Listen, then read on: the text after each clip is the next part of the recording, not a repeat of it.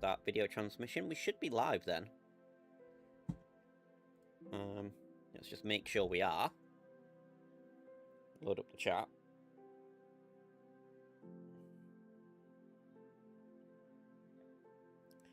Give a few minutes for people to show up and get some coffee.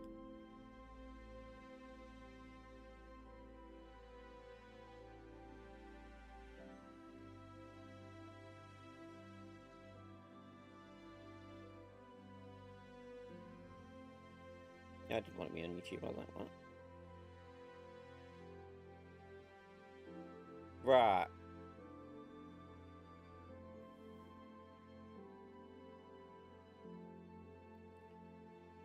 Okay.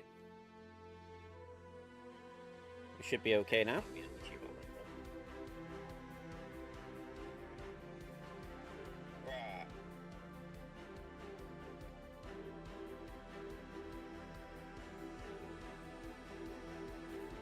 Okay.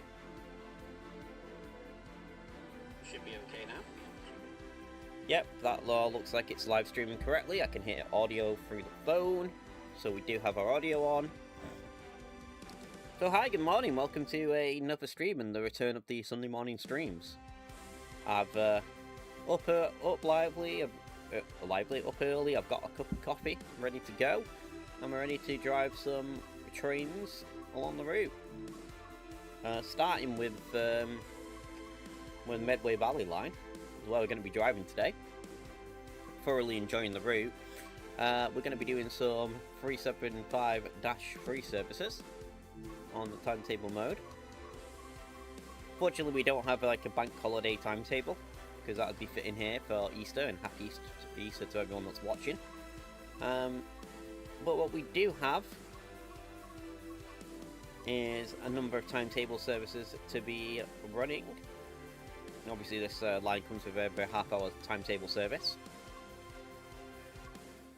Then we're going to start by doing the full run of the line from Strew to Tonbridge. We'll pick this service. We'll keep dynamic weather on. I'm not the biggest fan of using the dynamic weather, but for today's stream we will be using it and seeing what we kind of get in terms of weather.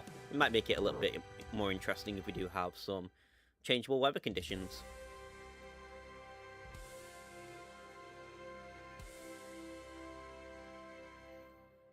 Metro Rivals. I am kind of interested to see what Metro Rivals is like. Whether I play it a lot, I don't know, but I will end up probably getting Metro Rivals when it comes out.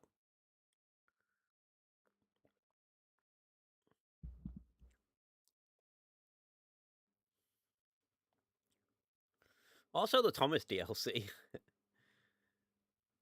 Don't know why that existed, but that might be fun to do a Let's Play on the Thomas DLC.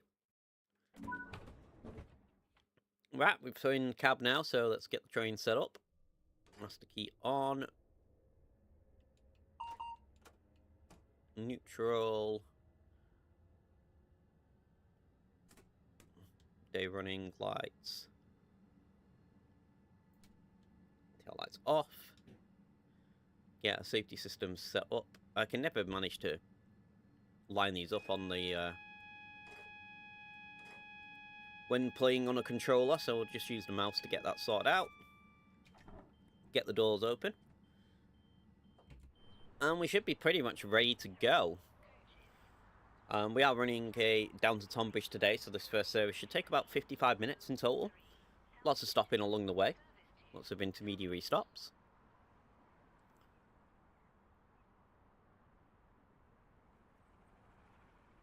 Very empty at Stroud at the moment, no over traffic in. I do like this station because you do get the variety of traffic. I've seen Thameslink come through here, the Javelin services come through here. So you do get a nice variety of traffic coming through.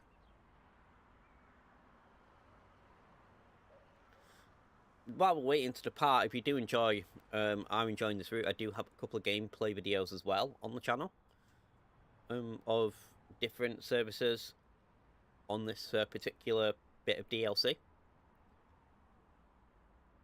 We have one driving in the rain, and then another just going through some of the details that you might have missed along the route. So they're well worth checking out as well.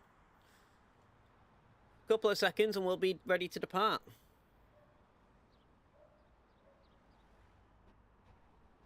Get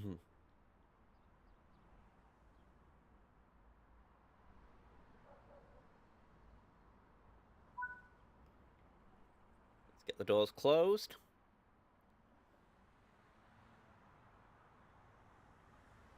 Hop back into the cab. Wait for the signal.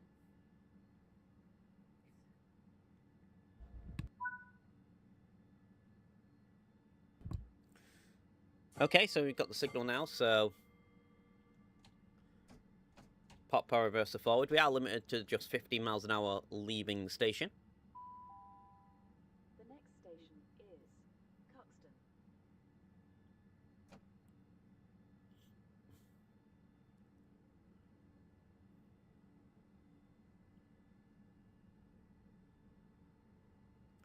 Oh, speaking of other services, as soon as we leave, we do end up with a Javelin coming the other way.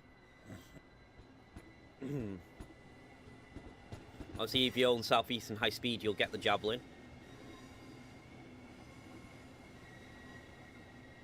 And there are a few Javelin services you can run on this route down to Maidstone as well. If you are that way inclined, we may even take a look at one of them later on today. Just going to be switching tracks now to get onto the correct line. Then we're ready to speed off towards our first stop of Cuxton.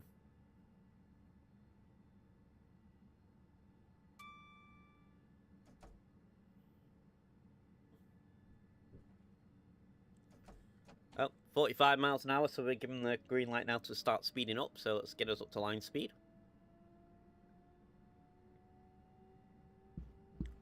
Then right after we're cleared for a 70.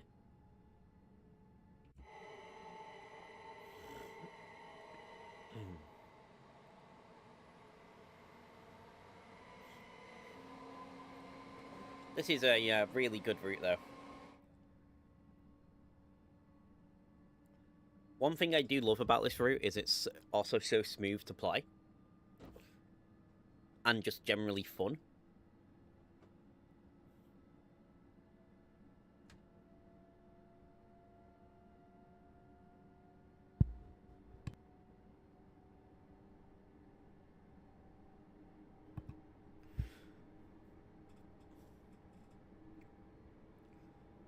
So yeah, we've been, I know we've had a lot of coverage lately on the Medway Valley Line, but it is, it's just a good route. It's just fun. And I'm enjoying the content here.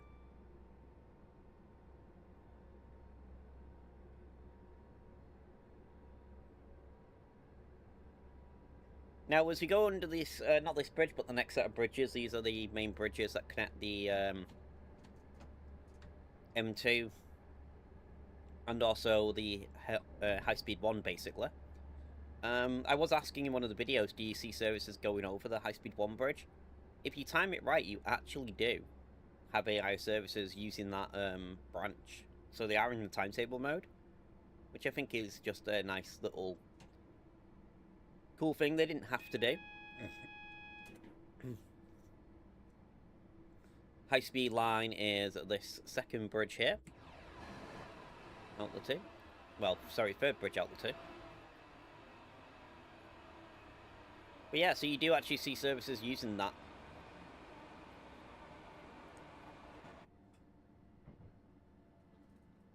Which is a nice little detail that there actually are in the timetable mode.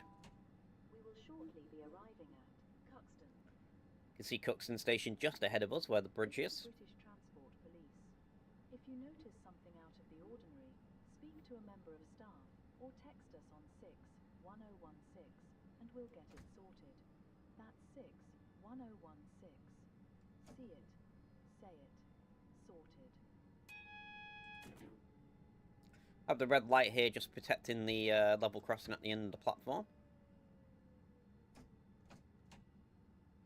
As soon as we stop, we'll be given the green light.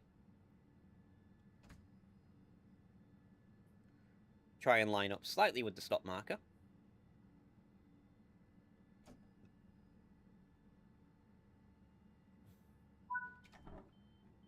Probably a little short of it, but I think we've got plenty of room on the platform anyway, so... And in fact, we had loads of room left to pull up the platform. I don't really want to spad, though. I mean, that would be embarrassing to spad on a live stream. Maidstone West, East Farley, Watering Bree, York, Very quick stop there, and we'll be off. and Tunbridge.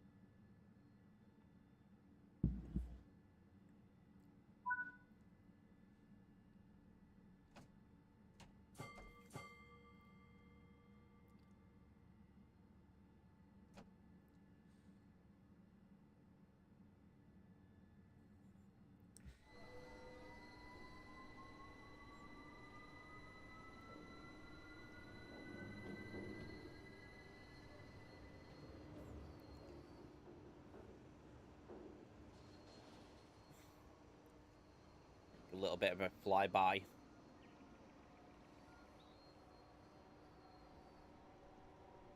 A bit of a further shot away from the train as we get up to speed.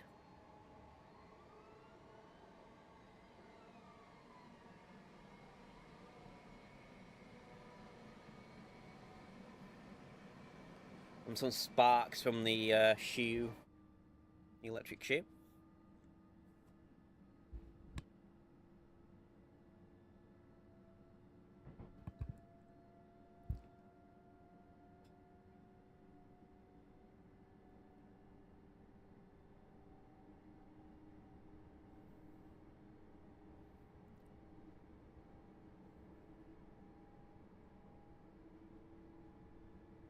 But yeah, has anyone got a favourite route that they enjoy driving on Train Sim World? That one route that you'll always head back to?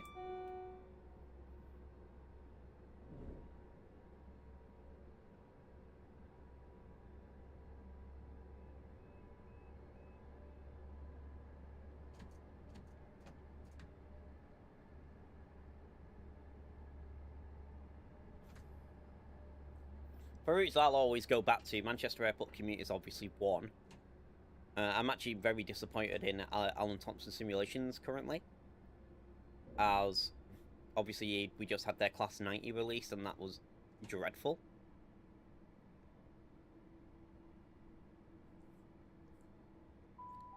I'm kind of glad that they didn't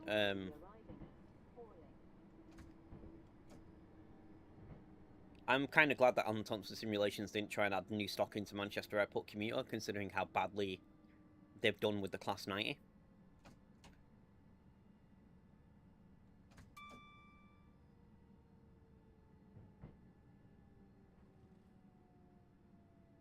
Because the route's a good route.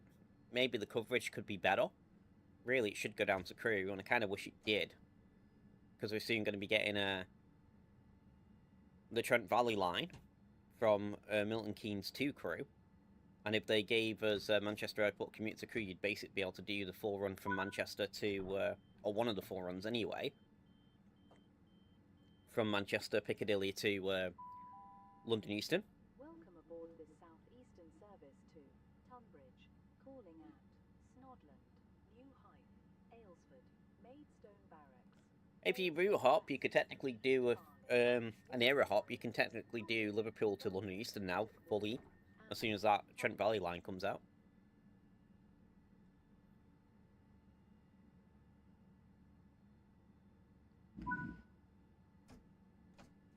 But yeah, I think if they released DLC and a DLC loco with Manchester Airport Commuter, it would have really destroyed that route and ruined its reputation. But as it stands, it does have a decent rep.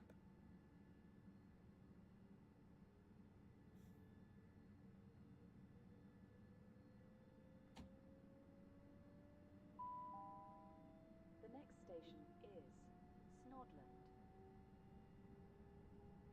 This is British Transport Police. Not as good as this route, though. Notice something out of the ordinary, speak to a member of staff or text us on 61016 and we'll get it sorted. That's 61016. See it, say it, sorted. See it, sort it.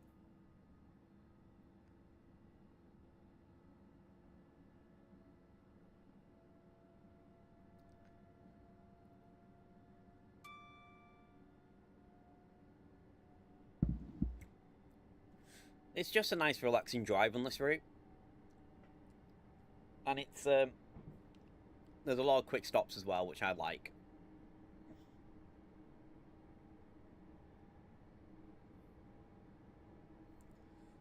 I just find it very engaging. They've done a good job with the scenery. I can't actually just praise this route enough, to be honest.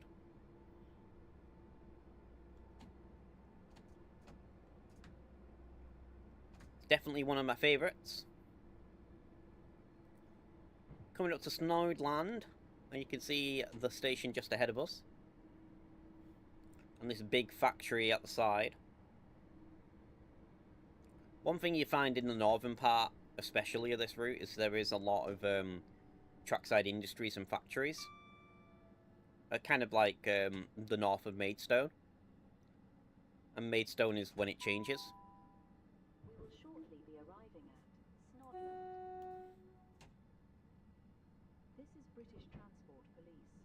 If you notice something out of the ordinary, speak to a member of staff or text us on 61016 and we'll get it sorted. That's 61016. See it, say it, sorted.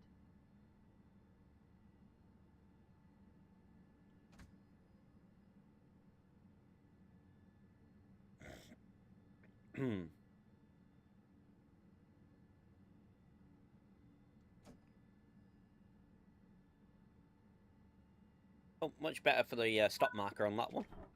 Right at the stop marker.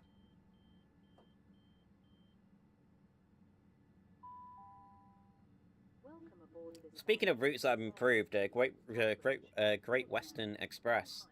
Get my words out. That's playing that yesterday, playing that on live stream yesterday as well. That is certainly a route that's had a lot of improvements done to it. Compared to the old Great Western Express, you know, it's night and day the difference on the remaster. And I'm hoping they kind of do remaster some of the older routes as well. Especially the BR Blue routes, the Tees Valley Line and Northern Transpennine. I kind of hope if they do go ahead and remaster them routes and try and bring them up to the standard of Trains from World 6. Kind of hope they get Just Trains to do the remaster, because they, in terms of BR Blue stuff, Just Trains with Blackpool branches, the 2 sections of the West Coast Main Line, they pretty much own that era. They do that era really, really well. So, if we ever did get a remaster of Tees Valley or Northern Transpennine or both, I kind of hope it's Just Trains that do that remaster for them.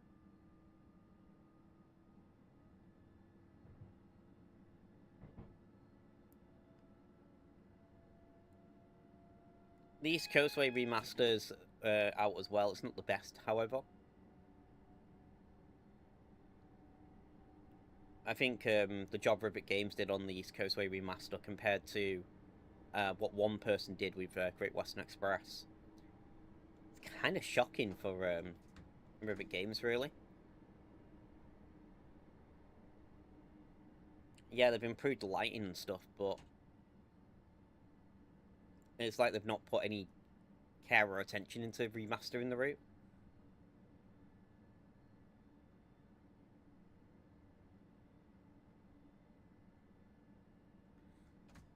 So here we are, just pulling into New Heath, which is the other side. If we hop out the cab for a minute here at New Heath. Very industrial around here. This basically station's in the middle of a industrial site. As you see, we've got loads of warehouses. Just the other side, as we go into Aylesbury, we've got the DHL distribution centre as well. There's also a Every distribution centre. It is modelled in game, it's not branded around here.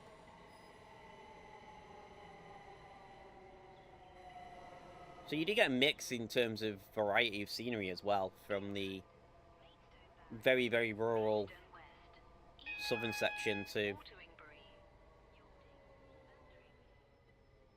this northern part, which is much more industrial and built built up.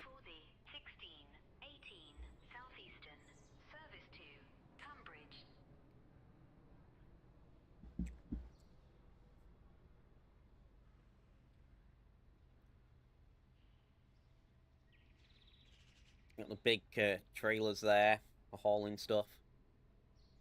We're actually slightly early here into New Heath, so we are being told to wait for a few minutes. So we are ahead of schedule on the timetable.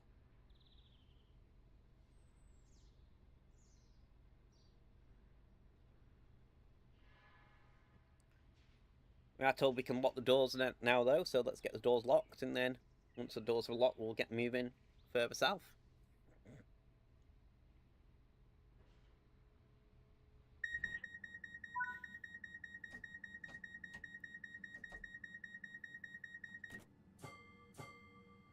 Get rid of that alarm warning.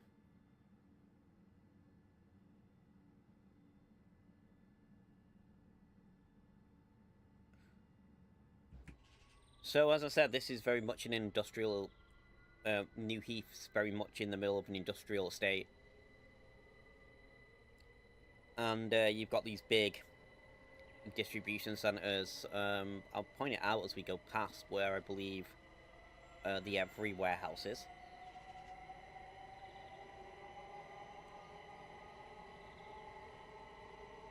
I think it's this bigger building just coming up in a moment.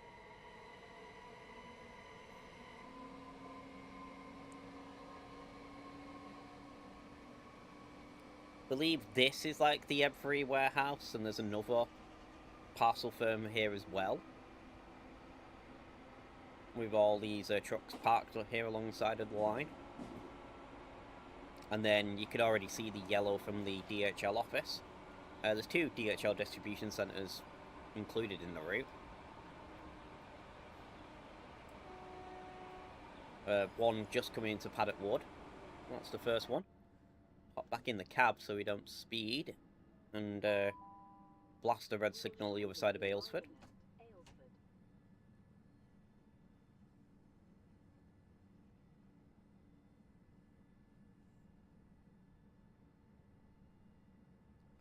Should just be around the corner. You can see the entry of the platform there. Aylesford is one of these staggered stations you see quite a bit on the route as well.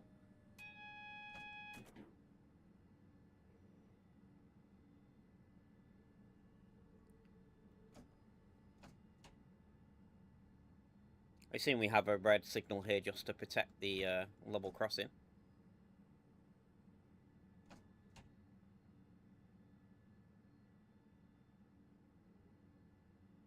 I think there's a level crossing here anyway. Get the doors open. Yeah, there is a level crossing the other end of the platform, so I guess the red signal's just to protect the traffic and the cars going across the level crossing, so we're ready to depart. Very quick turnaround in Aylesford. As soon as the doors are open, we're getting told to lock the doors.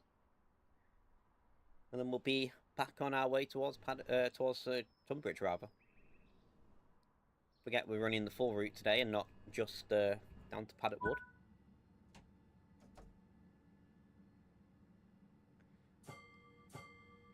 So, off to Maidstone, this is one of the bigger gaps along the route. In terms of where stations are.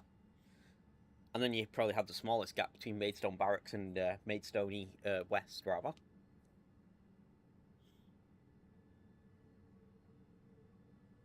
And Maidstone's pretty much marks the halfway point of the route and where the route really changes.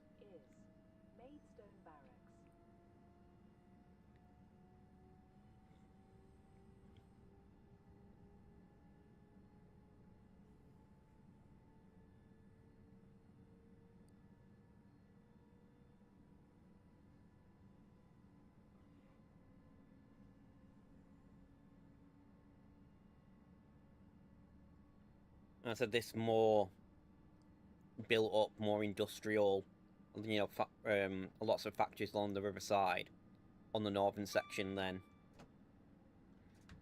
as soon as we get south of Maidstone, go through the 2 Maidstone stations, the scenery really opens up to more open country.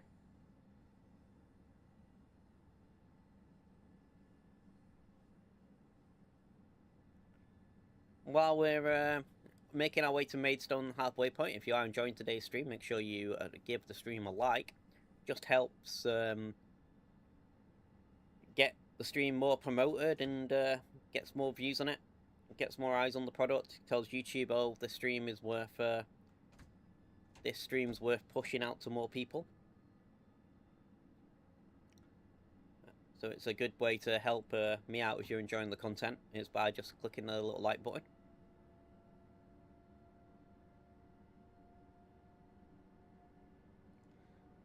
But today we should be streaming for at least a couple of hours, so we'll be doing 2 runs, maybe 3 along the route, so we'll be here for a little while. This is the first one today. And the plan is to get back to doing regular streaming. I used to stream exclusively pretty much every Sunday at 10 o'clock. Or give or take.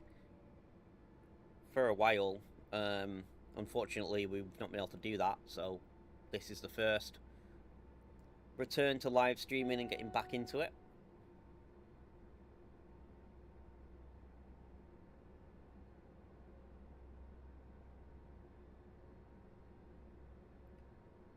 I'm just back into content creation in general. I've had a little bit of a break in terms of content creation up until last week, and we've actually got quite a little bit of content on the channel now. We do have a few live gameplay videos and a couple of review videos up. One of the Medway Valley Line, the other review of Alan Thompson Simulations, so getting a little bit back into the swing of content creation. Just about a mile away here from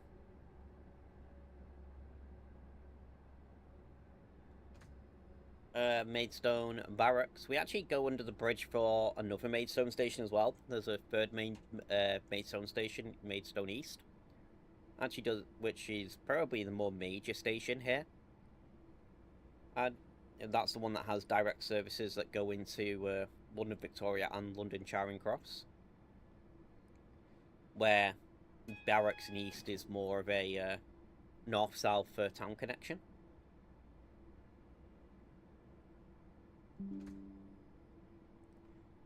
One thing about the Maidstone Barracks, the station to Maidstone East, which is the first bridge coming into the town. Again, if you time it right during the day, you do see AI traffic on the timetable using that. To be fair, I'm yet to see one, but apparently it is there. I did ask that in one of the gameplay videos I put on the channel, and someone replied saying it is modelled. So I'm inclined to believe him. Try and get ourselves to the stop car marker. Yeah, good enough. I think we're a little short of the marker, but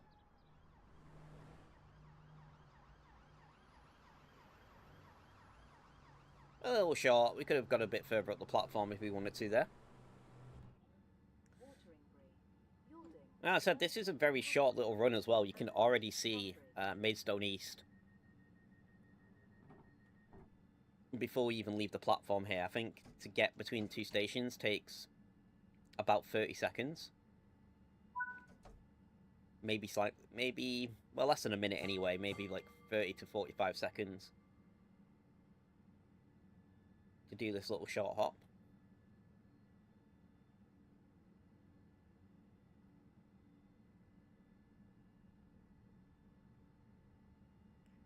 It doesn't take long.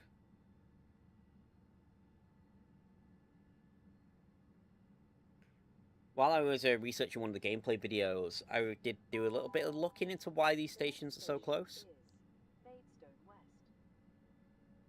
Apparently, they were built by rival companies, and they both wanted to be as close to the centre of Maidstone as they could.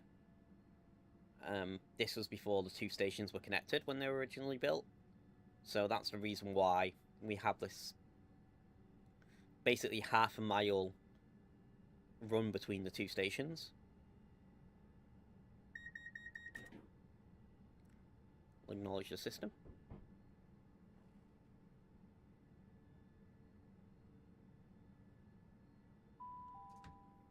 We will shortly be arriving at Maidstone West. This is British Transport Police. I say less than a minute to get between the two. Speak to a member of staff or text us on 61016 and we'll get it sorted. That's 61016. See it, say it, sorted.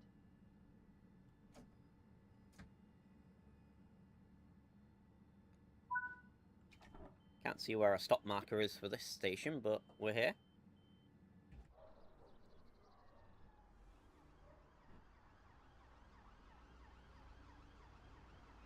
Oh, okay, I think we're a little short of the stop marker again, but it's fine.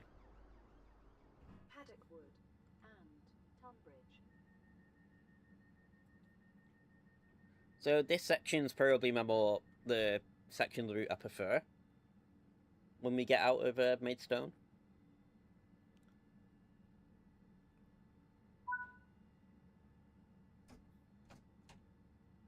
And we really now start getting out into the countryside.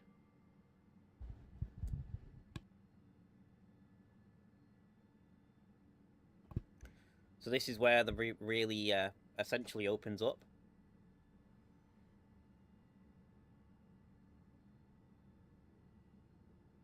And we have places like Wateringbury,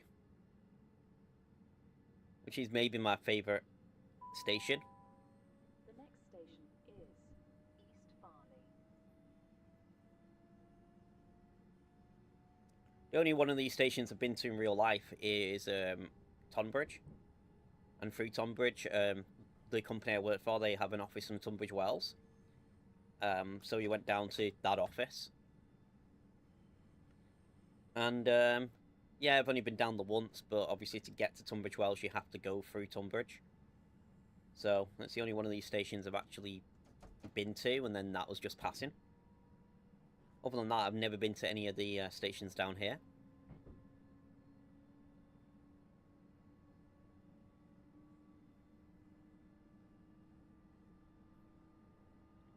I'd like to visit a few of these places, though. Some of these places look absolutely lovely, especially on the southern part of the line.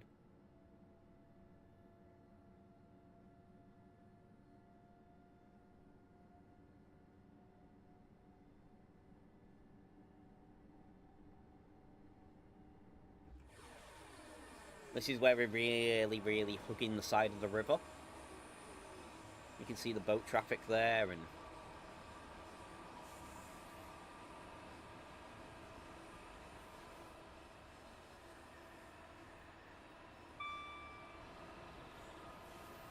it's certainly a different feel to like the warehouses around New Heath and stuff.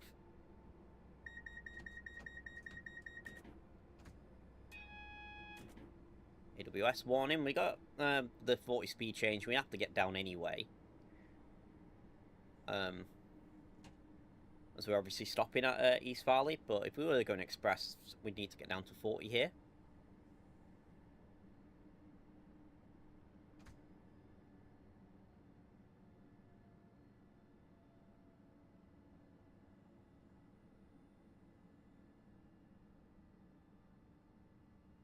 See the station just ahead. We will shortly be arriving at East Farley.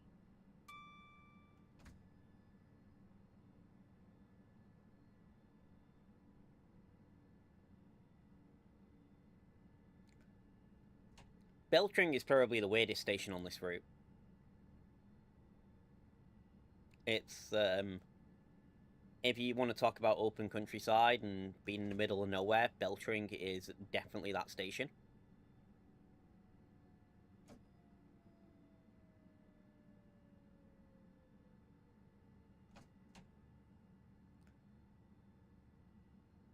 I'd love to hear, though, if anyone lives down here or is ridden this line in real life, how do you find the route?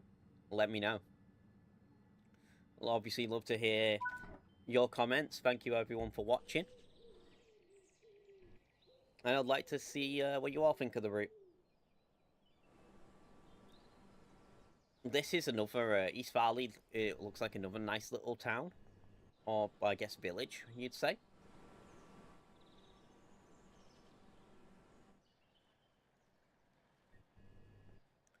I bet the house pricing though here, rural Kent, bet these houses are worth a few quid.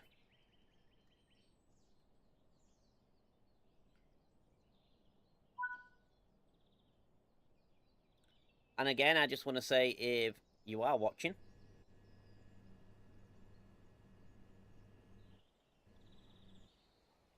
a big thank you for spending your Easter Sunday morning with me here on the channel.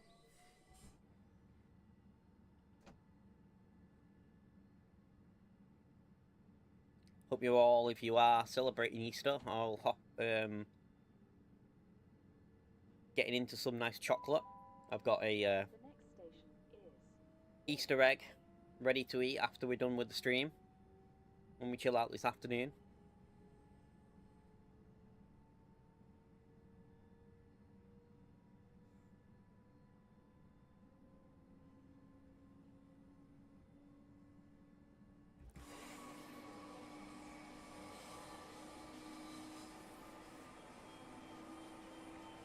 Watering Berry, the one place that I really do want to visit along the line.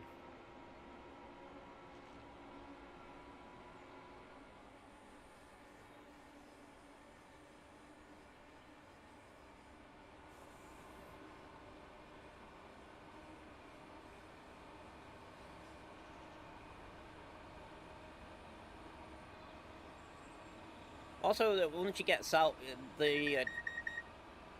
thank you, lab. The track becomes much more curvy around here, this section as well. I guess we're hugging the river, more closely to the river, and following the river valley. Also why it's probably a little bit of a slower speed limit, just because it's so curvy and bendy, the track.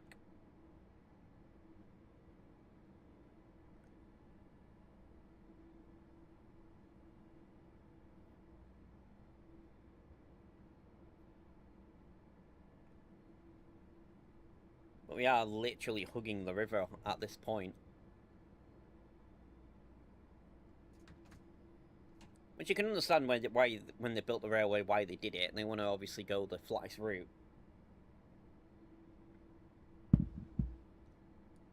that they can, so even if it does mean you end up with this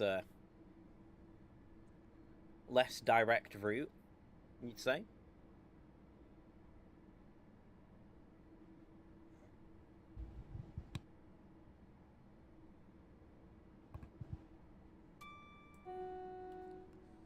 Shall we try and get as many of the whistle boards as we can? There's a lot of trackside clutter and whistle boards you find along this line as well, which do make it fun.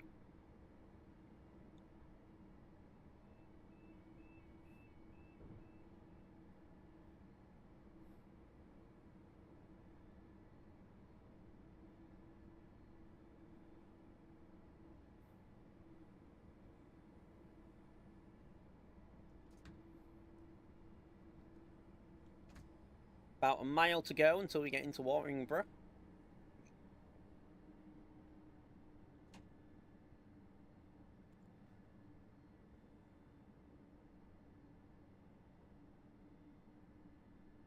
We do have the yellow and the red. Again, it's more of a protect the level crossing red than actual having traffic in front of us.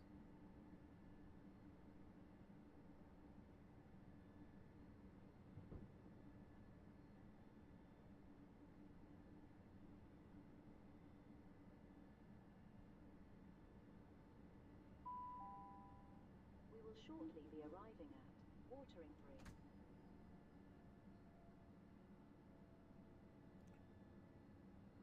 And then Wateringborough is just round the corner. Wateringbury, rather.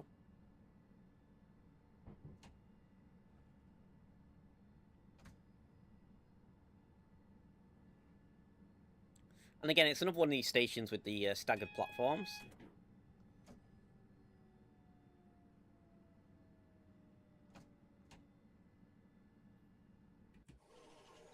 Hop outside the cab as we pull into the station.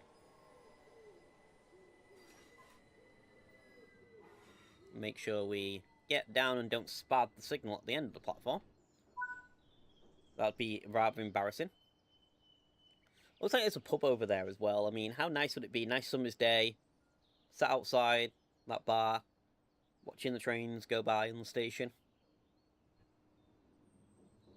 Enjoying a nice real ale, probably, or a lager. Again, this area is known for its hops as well, and hop farms. It's the reason why Beltring was built, was due to hop farms, so maybe a local ale would be fitting. Got the green signal, we've got the signal from the conductor, so let's pop some throttle in, get moving. Just a few more stations to go on this first run. We have Yalding, Beltring, Paddockwood, and then finally a little run down to Tonbridge. And that'll be the run complete. The next station is Yalding.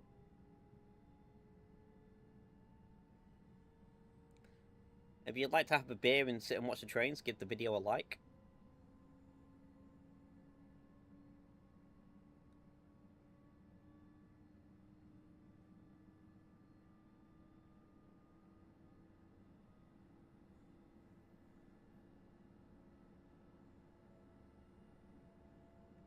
When we get to Tonbridge, I'll open it up for what people want to see next, in terms of what we should drive along the line.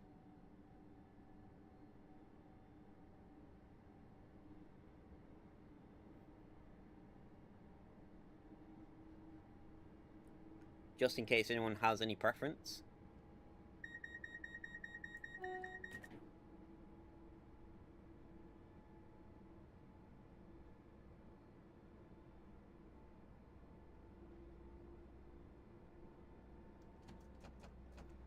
Popping a tiny bit of brake, we are just about speeding. We'll try and keep us under the 55.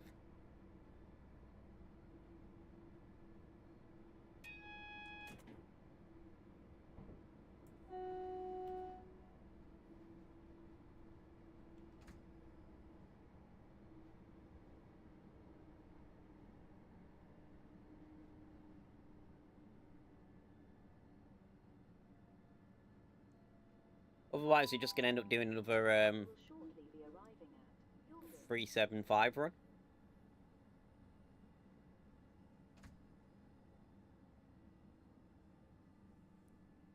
I mean, if that is what people want to see, more of the Electro Star, that's fine. We can keep doing Electro Star routes. I actually kind of do enjoy driving the Electro Star. Oh, we are speeding. Get down to 30 in time.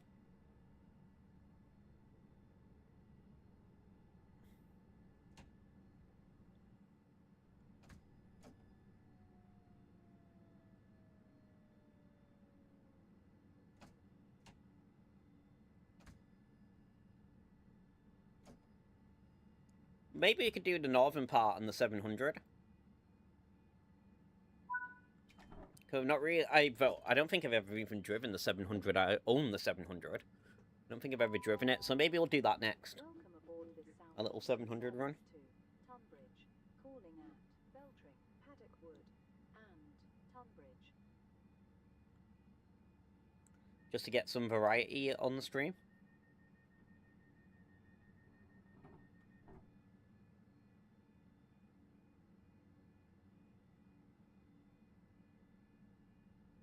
So one thing I pointed out in my things you might not have noticed video is just in this little section here between Yalding and Beltring, there is a factory that does have a train connection. It's actually one of two. There's a cement plant on the other side of the line as well. But unfortunately, I don't think there's any services that you make use of the sidings, because I think this one's an asphalt plant. The next station is Beltring. I'm assuming that's accurate on the timetable, that the industry is just no longer served by rail anymore. But yeah, it's a bit of a shame that you've got these factories that obviously have rail connections and rail sidings, and we don't get to use them on any services. If you did want to do freight on the Class 66.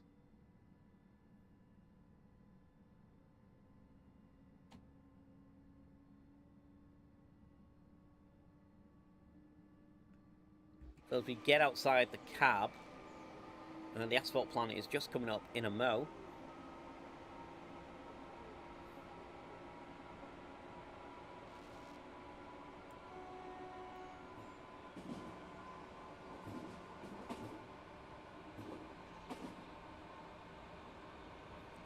I think it's just here deciding for it.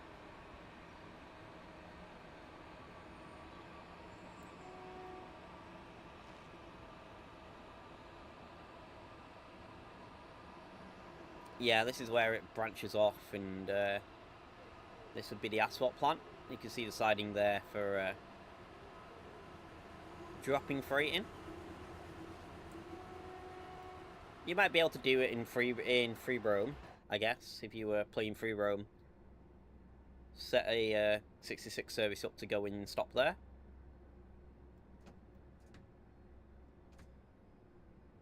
But yeah, there's nothing on timetable that makes use of that siding. We will shortly be arriving at Beltring. Would customers please take care when alighting the train? This station has a narrow platform. So Beltring, this was a station that's built basically to serve the farms. And that's pretty much the reason why it's basically in the middle of nowhere. I think actually in real life this might, from reading online, this might actually be a request stop.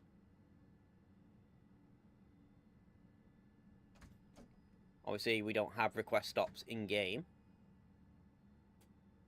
Oh, nicely done, straight on the marker. But yeah, obviously we don't have request stops in-game, but I think in real life this is actually... It gets so few people stop here, because there's basically nothing here. It is actually a request stop, and most services do run through from what I was reading. Again, if anyone lives in the area or rides this line regularly, let me know if that is true. That's what it seemed to suggest on my research. And I can see why it would be a request stop, as I said, because there's not really anything around here.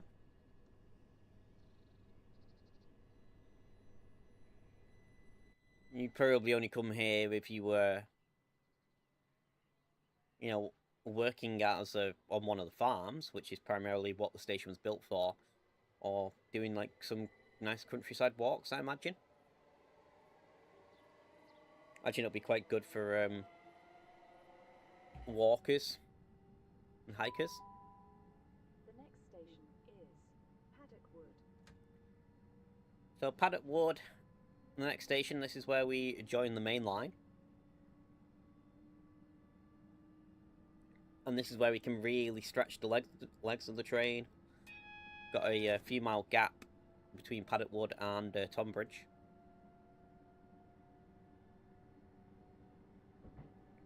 This is a main line as well, down into... this is part of the main line, so we do get mainline speeds.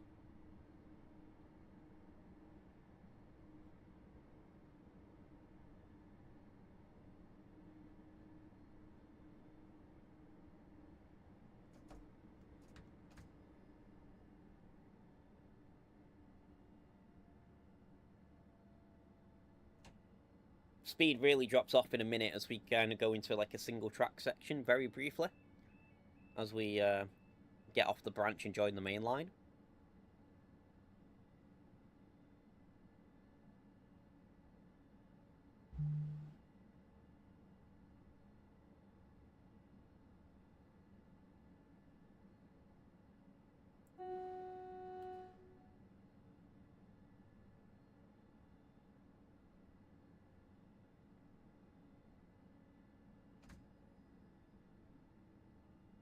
.35 just starting the other side of the level crossing. There's the other DHL centre that I mentioned before. here at Paddock Wood, just on the entry point.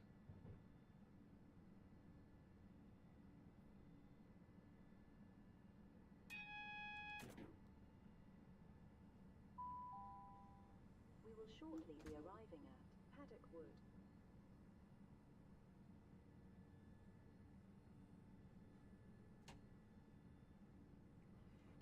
Let's get down to 25.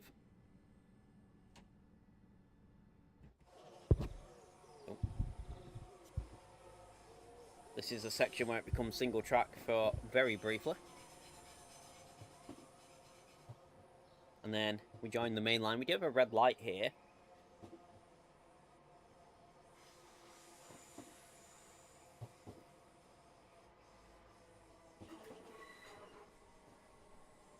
We might have to wait for some traffic before we can cross over. So we might be held here for a moment.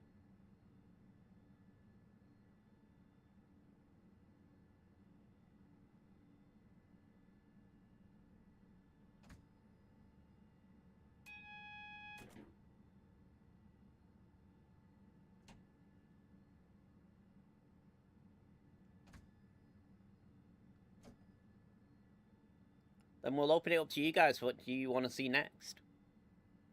Let's get the doors open.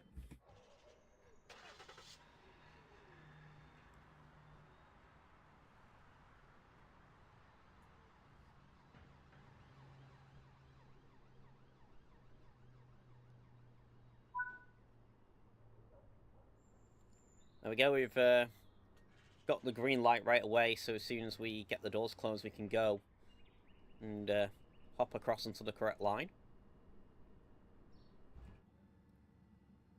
Just waiting for the guard signal.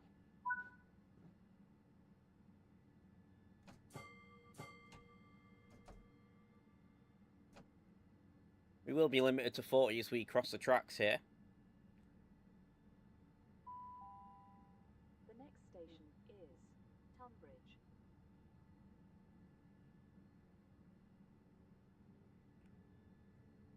But once we cross the tracks we'll be able to put the foot down on the train and enjoy a little bit of high-speed running.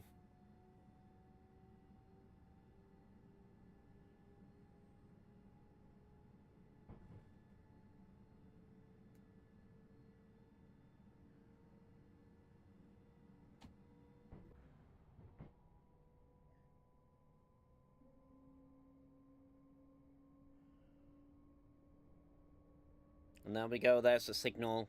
You can see the speed change in the top corner, up to 100 miles an hour.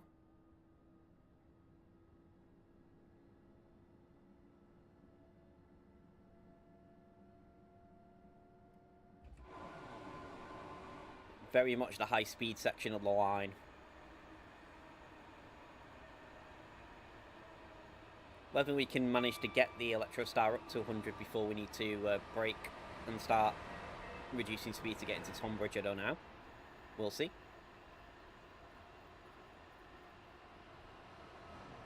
Like I said, it is only a 5-mile hop between the two stations, so it's relatively quick, especially when we're going at a mile a minute.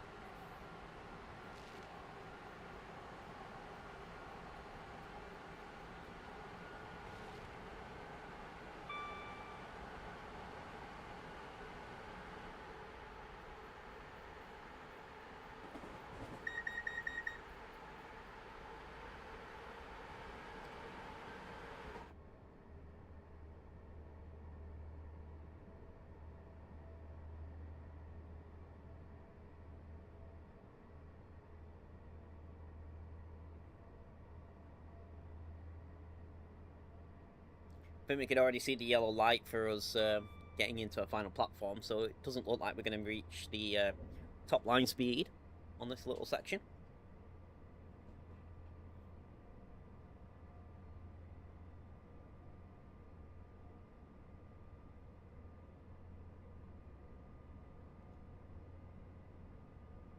So then we'll decide what we're going to do next. I'm kind of tempted to go to the northern route, but if anyone has anything they'd particularly like to see, let me know in the comments.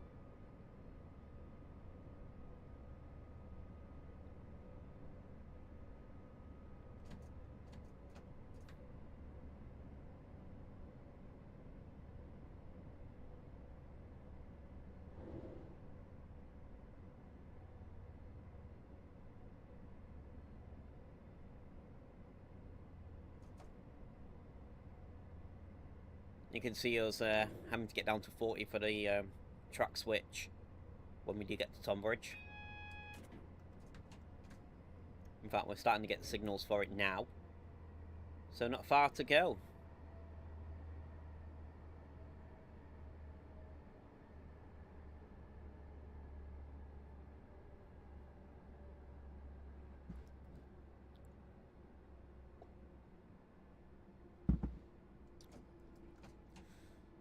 And I just want to thank everyone again as we get into Tonbridge for joining us this morning. I know it's Easter, people want to be with the family, it's a bank holiday. Hopefully you all have lots of chocolate and nice leg at lamb later for food.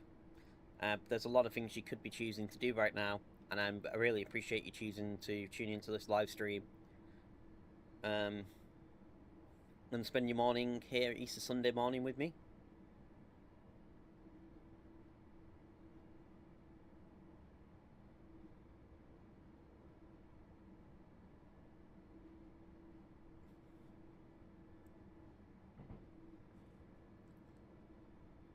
The 40 is just ahead.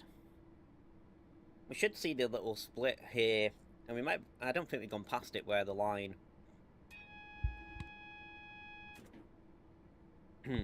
Where the line basically that goes down to Tunbridge Wells comes off.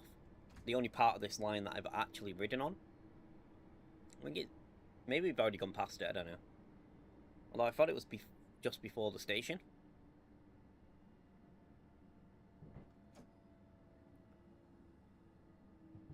In terms of my knowledge of the route, though, that pretty much sums it up for what I know about this route.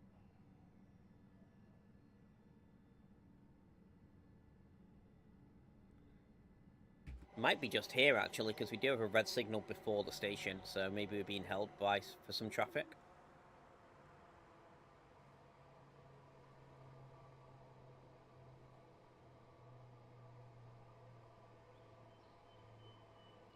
Just try and crawl along, and hopefully the red signal ahead, we get a yellow and clearance into the platform before we have to fully stop.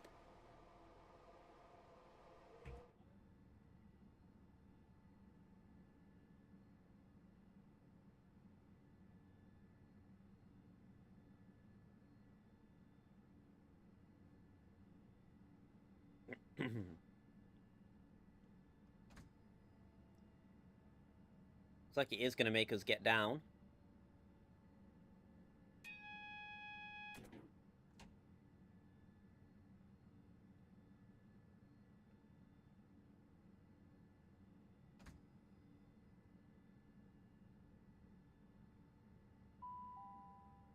We will shortly be arriving at Tunbridge. Oh. Please check that you have all your personal belongings with you when leaving the train. We did get the yellow before we got to the signal, so that's pretty much what we wanted. If you see anything suspicious, please report it to a member of staff or the police. And here we are in Tunbridge. Yeah, I think that's the track that leads you down to Tunbridge Wells. And High Brooms and Lot Line.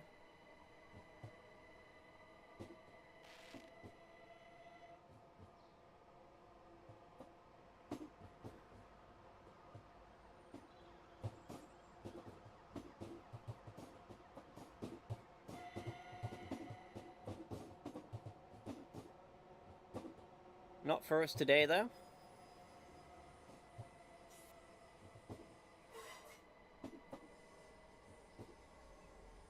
Oh, there's a police van parked out there.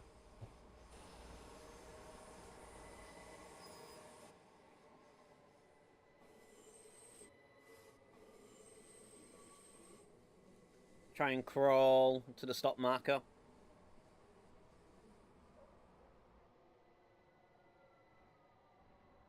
We are a couple of minutes late, but nothing too major. 2 for the 1700 Southeastern service to London Charing Cross, calling at Hildenborough, Sevenoaks, Orpington, London Bridge, London Waterloo East, and London Charing Cross. This train has 8 coaches. Be nice if they modelled that, like the line to Hastings or up to Charing Cross. Or London Bridge. London Charing Cross. I'm sure at some point it'll get put into the game. routes up to London Bridge and Charing Cross.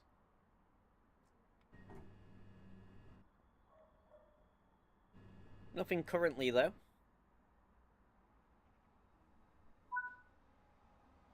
And there we go, that's the end of the scenario. We've got ourselves a nice platinum medal.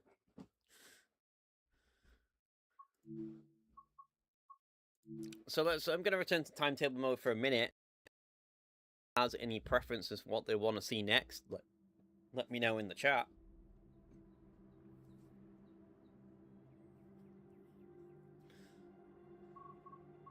Your options are the 375 we've just done, the stopping service. The 375-6, which I believe only does the northern part of the line. There's a few shorter runs on that. They're only a couple of minutes, though. The 395, the 465,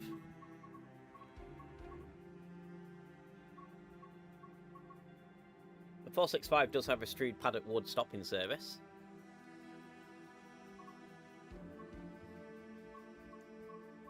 But they're mainly to Stroud and back.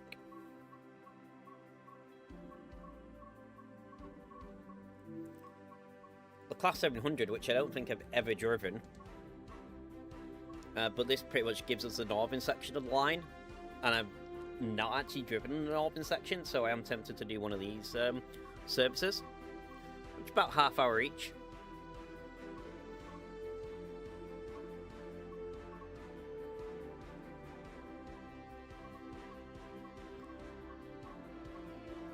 And just experience that northern section of the line.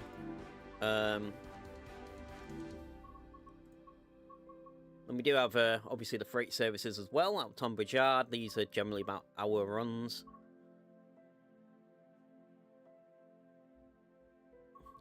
But I don't think we want to do freight today, so...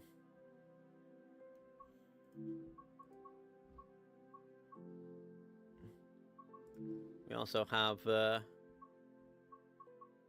Class 47 and Flying Scotsman's as rail tour layers.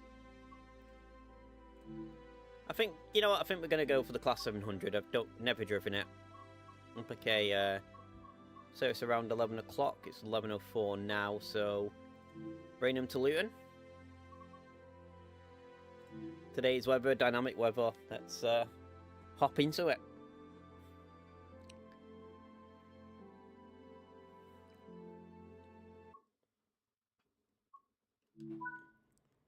Oh, this is an interesting cab.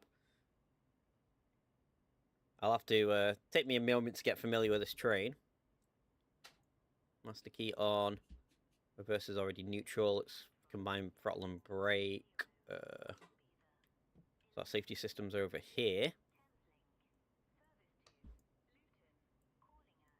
Wait. I don't want to isolate.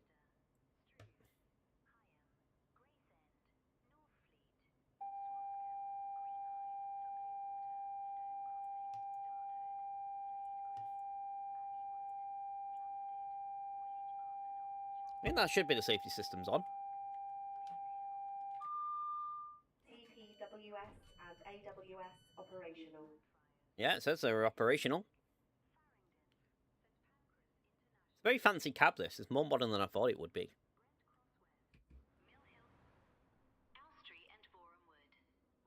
And you can tell I've level 1 on the train.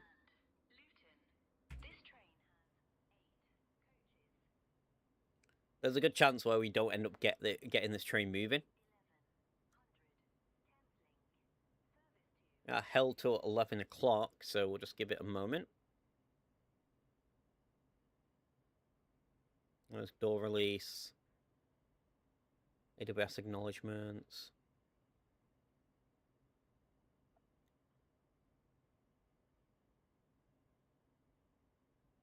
We're generally okay, I think.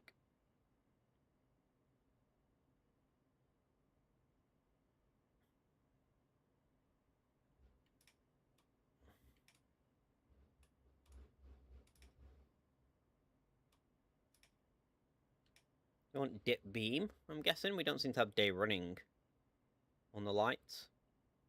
Anything up here? No. I think we're set. Let's get the doors locked and see what happens.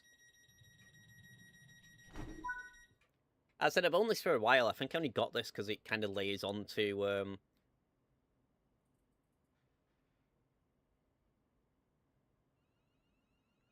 Well, we're moving. I think the only reason I got this train is it kind of lays onto the East Coast Main Line at Peterborough. And that's AI traffic only, but I just got it to kind of fill out the rail scene on the East Coast Main Line.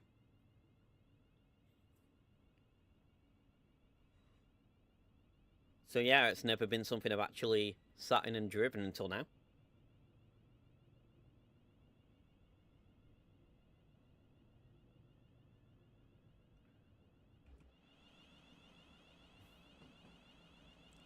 So this section of rail obviously is included in Southeastern High Speed as well. The section of the Medway Valley Line we're doing at the moment.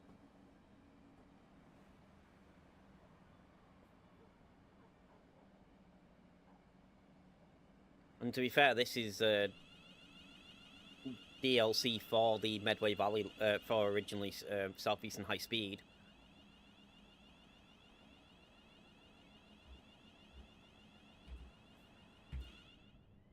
I'm sure the remodeled bit though is a lot better, graphically wise, in the Medway Valley version of this section than the old Southeastern High Speed section.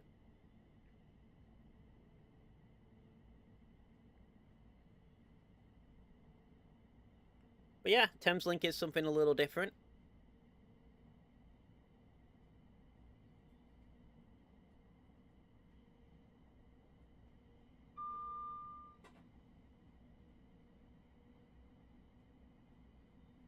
It's very quiet, this train, in terms of the sounds and stuff.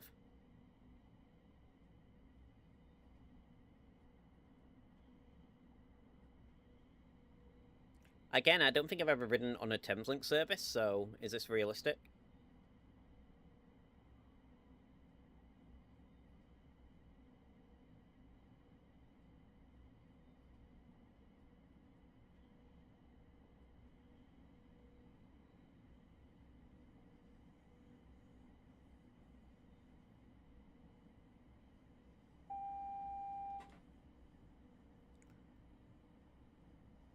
I think the AWS one in there was telling us to get down to 60. We're already way below 60, so that's fine.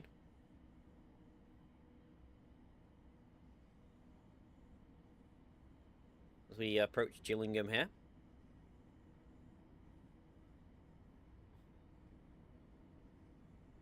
We're class 375, I believe, going the other way.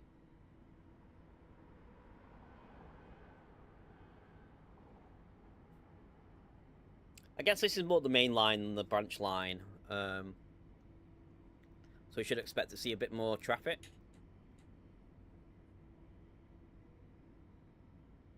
And a bit more AI traffic on this section.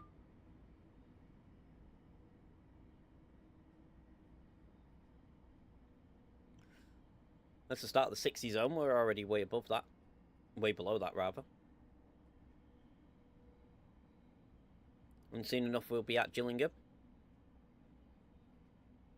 Looks like there's a little bit of a siding here.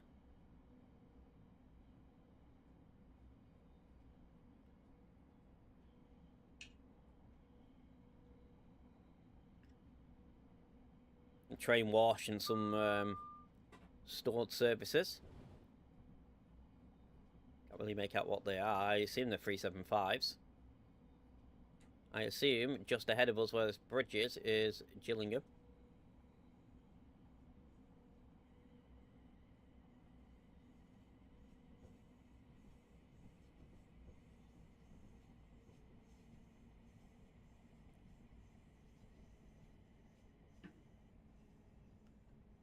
See what the brakes are here in the Thameslink. Speaking of high-speed trains, we have a Javelin in as well.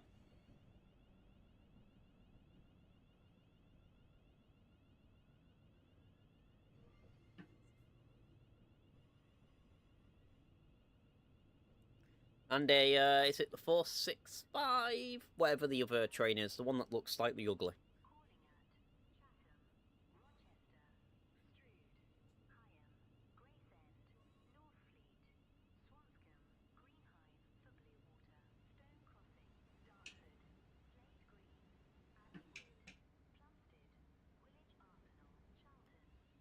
Give it a bit more power to get to the end of the platform. Stopping way too short.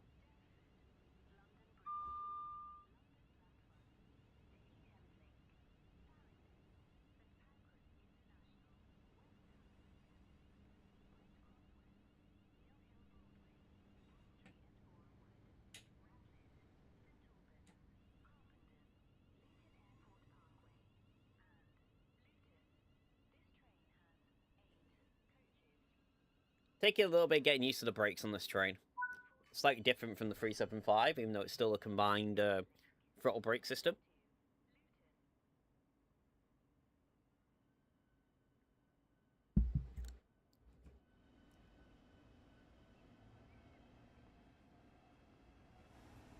Yeah, there's the 465, not in service.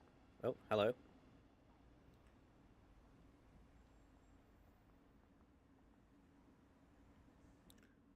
So I don't think we got the simulated guard on this version. I think that's only on the 375, the simulated guard, so we should just be cleared as soon as the doors are closed, which they are. And just a mile and a half to go to Chatham. Oh. Squeal the wheels as we leave the station.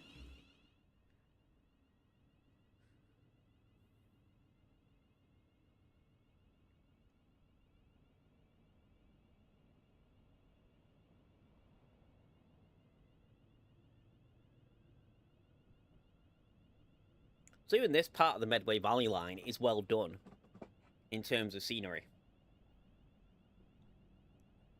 and detail. Firefly Simulations have really done a lot in terms of making this route feel alive, from the timetable to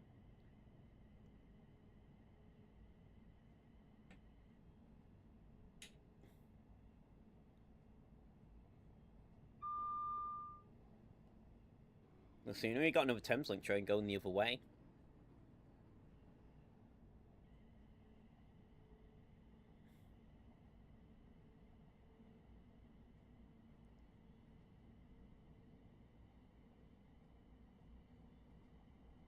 But yeah, as I was saying, they've really done a good job in terms of the scenery and what they've done with this route.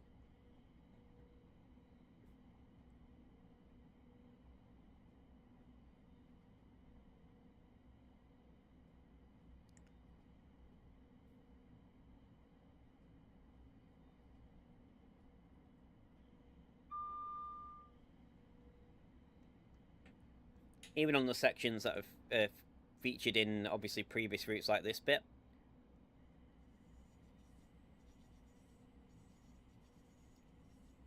It's interesting to see, but yeah, as I said, I've done the actual Valley Line and the bit to Tonbridge quite a bit. I've never done any of the northern section they've included, so kind of interesting to see, you know, how this compares to the rest of the route for me.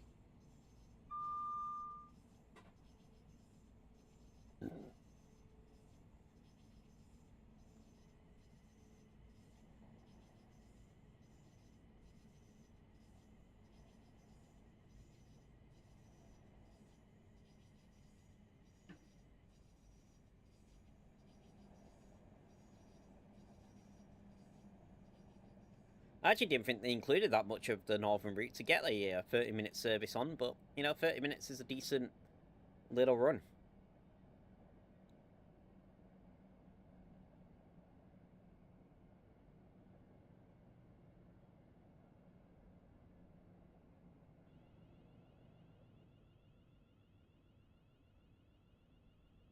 I was thinking about doing a gameplay video on the Class 700, so maybe we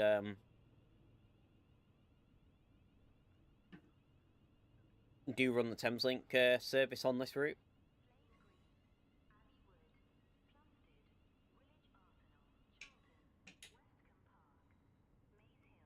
think the next gameplay video I was going to do was going to be the Javelin. The 395. But after that, yeah, I was planning a 700 video, so perhaps we take the 700 out for a spin. We are going to go over the stop marker a little bit.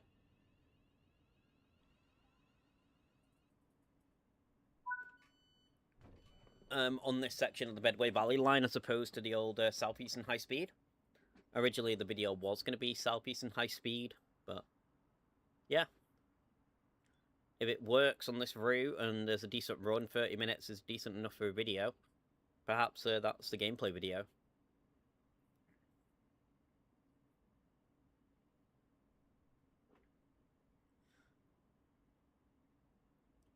If you're looking for live gameplay videos, they are coming out hopefully regularly enough now.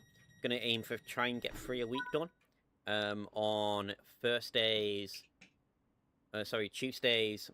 Thursdays and Fridays for the weekend. And that opens me up then to live stream on Sundays.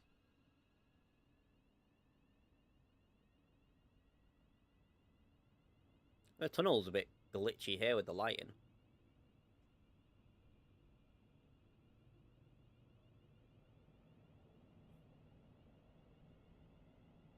I don't know what's going on with the tunnel lighting here, it's a bit glitchy. But yeah, trying to get 3 gameplay videos a week out. And if we can do the 3 gameplay videos a week, then we can live stream on Sundays and bring you live content. And then reviews will drop even when there's a product that I want to review that's come out. Obviously I can't review everything because I'm not a Dovetail ambassador, and Train Sim's expensive in terms of the cost of add-ons and stuff. I mean, just this month alone we spent 40 quid basically on this route, Medway Valley, and the Class 90, Alan Thompson Simulations Class 90. So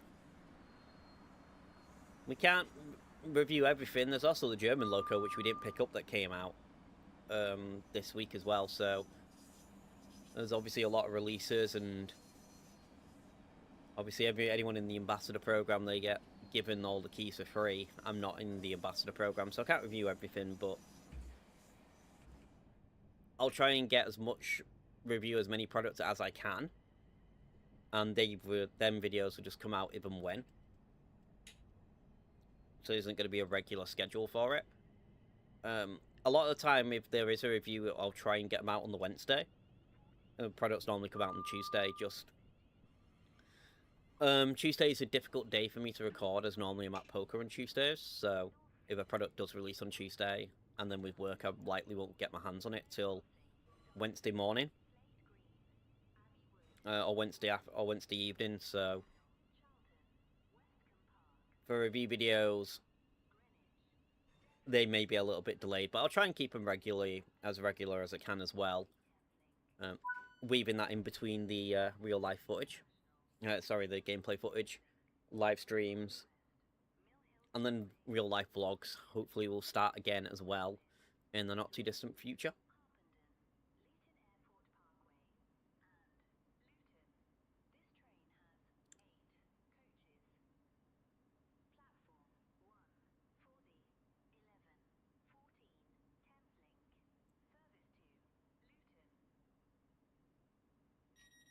Right, get the doors locked here.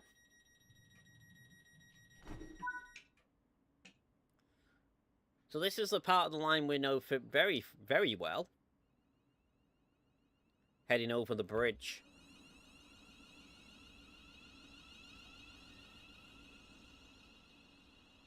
Heading out of Rochester, heading over the bridge, and then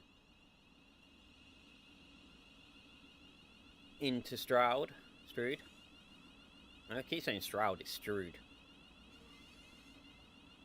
I keep pronouncing it with a U, but into Stroud.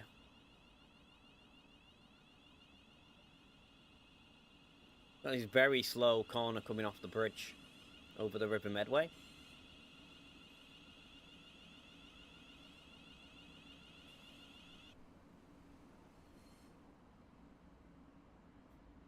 You do have the random submarine part there as well. I'm assuming that is real.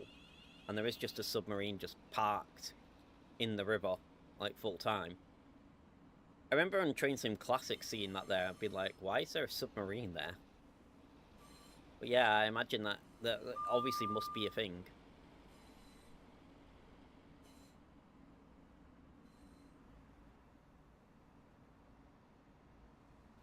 Maybe that's something I need to Google as to why there is a submarine there. If I do a gameplay video on this section. In terms of the research, because it's just interesting. Here we go, across the bridge, and then sharp corner while we're limited to 15, basically, coming into the station.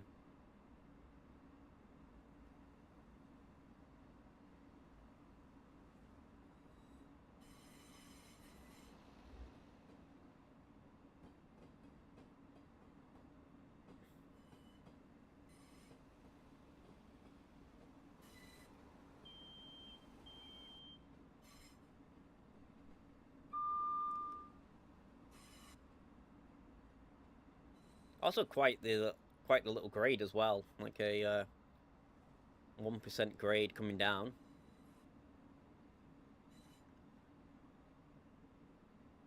And here's the Medway Valley Line, the northern section of it.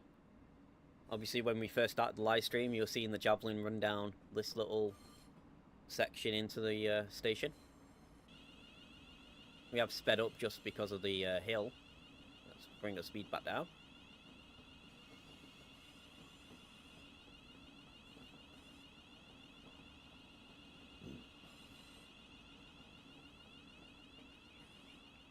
Nothing in the platform though today for any of the services running down towards Paddock Wood.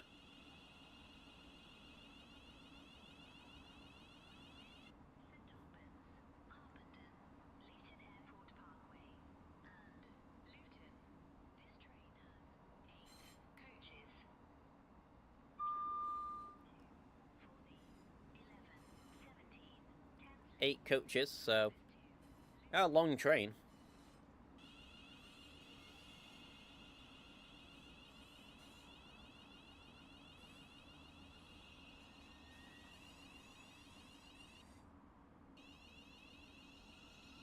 We are right at the marker.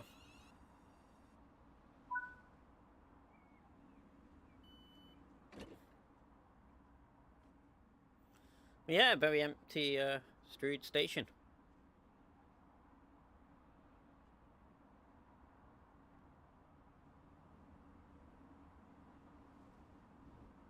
So for us on this 10-link service, we've got Higham platform and then Gravesend. So there's 2 more stops left on this service when we're given the go-ahead. We are a little bit behind schedule.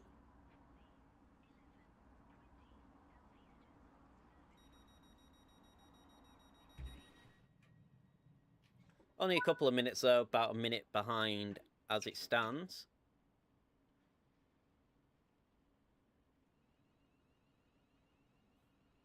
We're also still limited to 15 just due to the sharpness of the bend here in the station.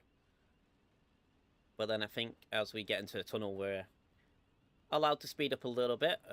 We do also have rain. Where are wipers?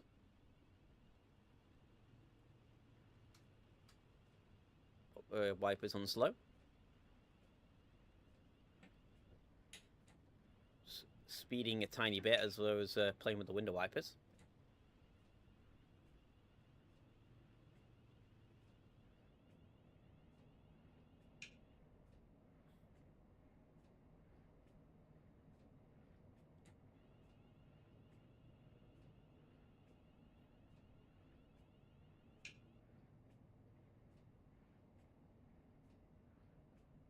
Just need to wait for the back of the train to get through the end of the platform into the tunnel. There we go. We can start giving it some power.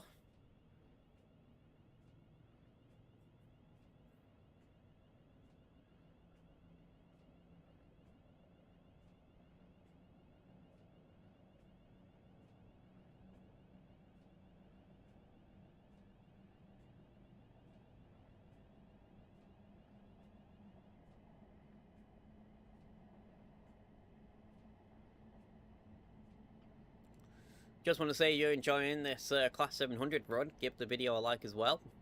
And again, it's the easiest thing you could do to support me as a content creator is like the content, as it just then tells the algorithm, you know, whether it's be a gameplay video, live streams, whatever it is, it just tells the algorithm on YouTube, hey, this content, push this content out to more people, get more views on it, more, and yeah, that's all you need to do. It's free to do.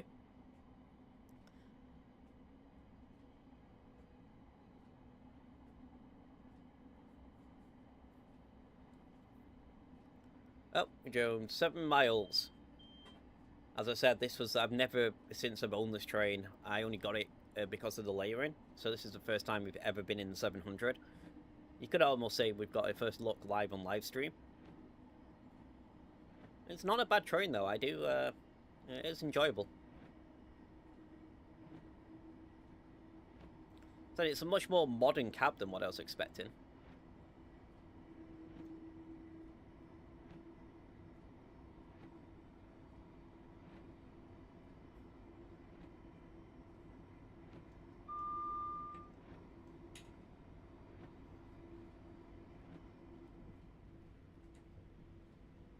Weather has turned horrible on this run. That's the problem when you use dynamic weather. You don't really know what you're going to get in terms of the weather on the route. Might be good, it might be bad.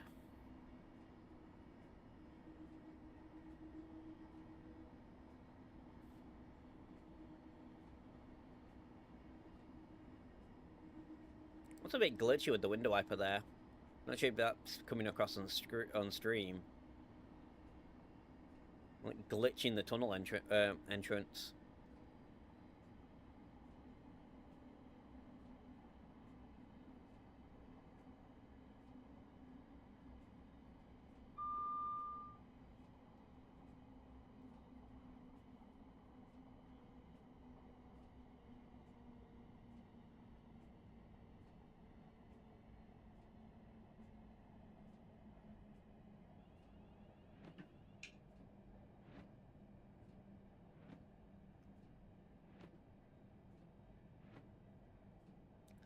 So here we are at Higham, and then we got one more stop left on this little run.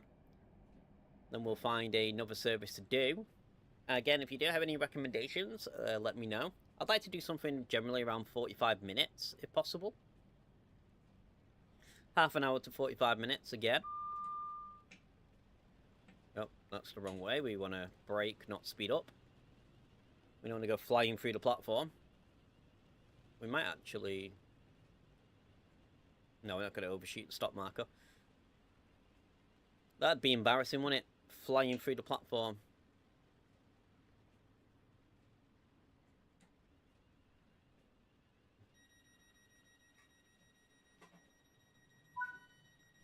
Get the doors open.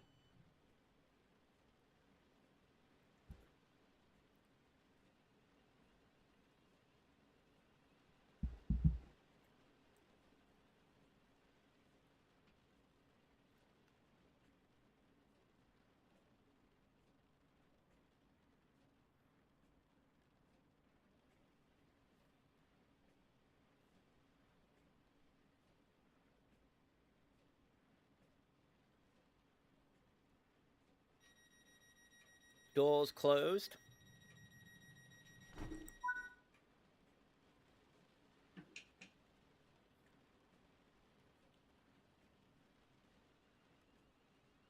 I don't think we have any 45-minute services going down the main part of the Medway Valley Line.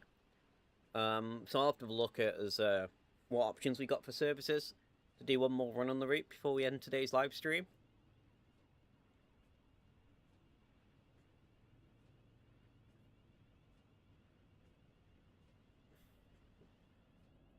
I could do Paddock Wood back up the line, maybe. That's about 50 minutes, so it's only slightly longer.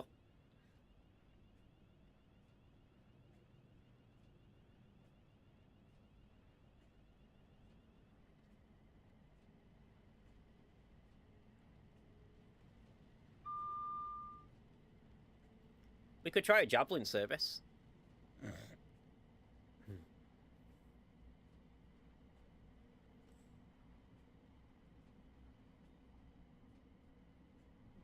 How do you feel about that, chat? Would you like to see a Javelin service?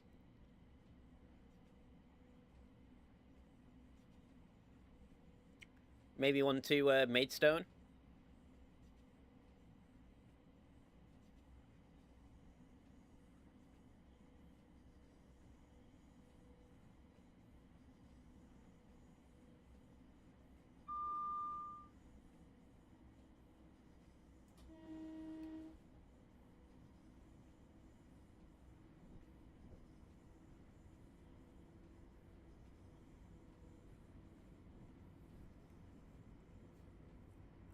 I am leaning towards the Javelin, to be fair, at this point.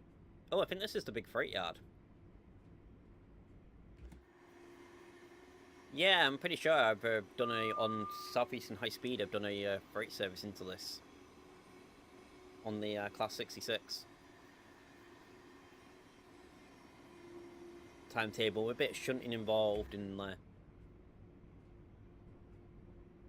That was fun. A fun little route to do.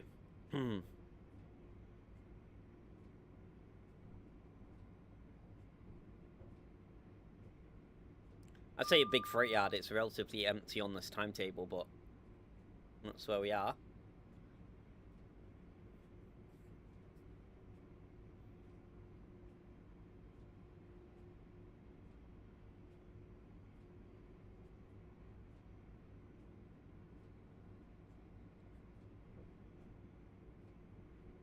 So, just 3 miles to go.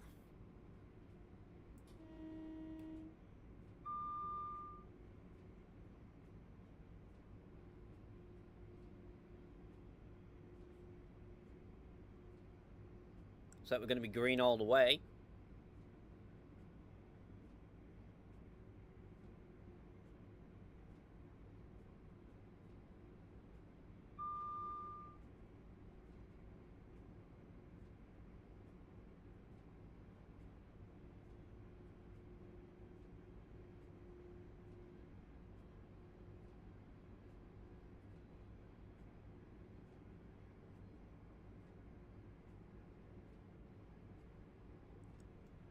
We'll drop down to 50.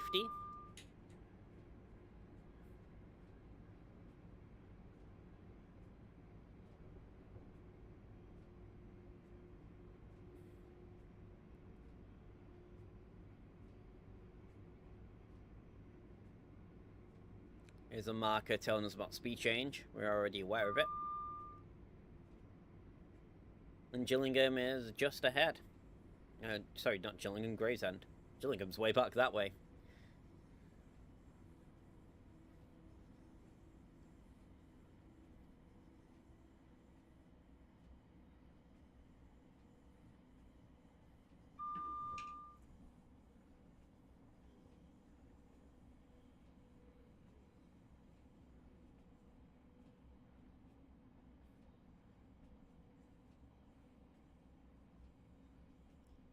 Gently cruises into the station, into the platform. Acknowledge the AWS warning. Just letting us know we need to get down to 30.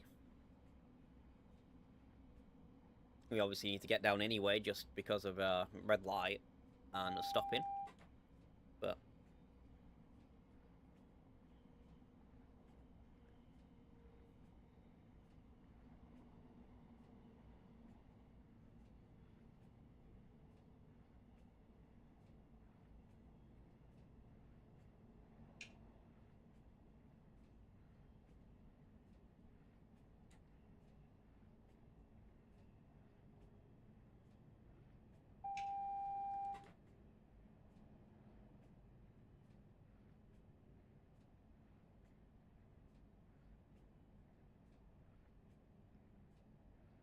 platform is just ahead.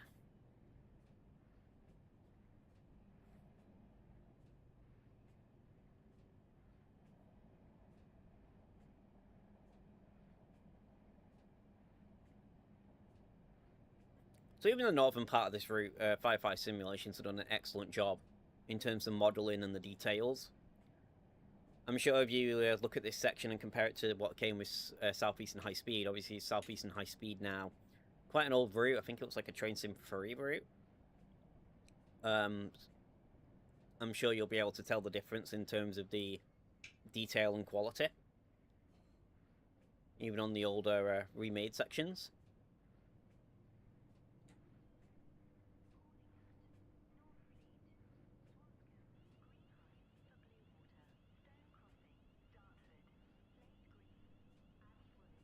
But yeah, welcome to Gravesend. Doesn't sound like the most appealing place to live, does it, Gravesend?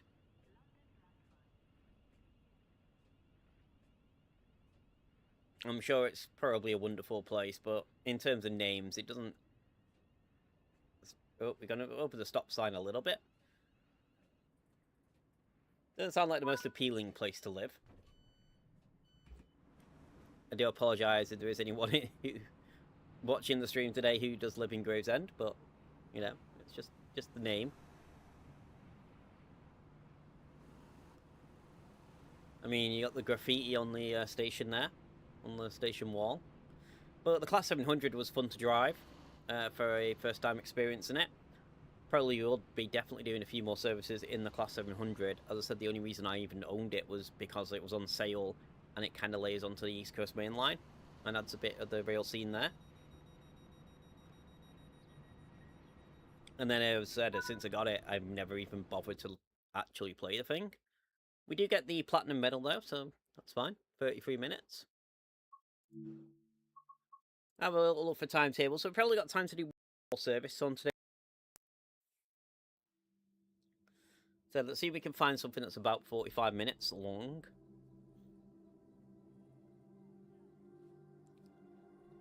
So obviously all the Class 700 streams, they will be shorter, but we've just done that, so we don't do Class 700 again.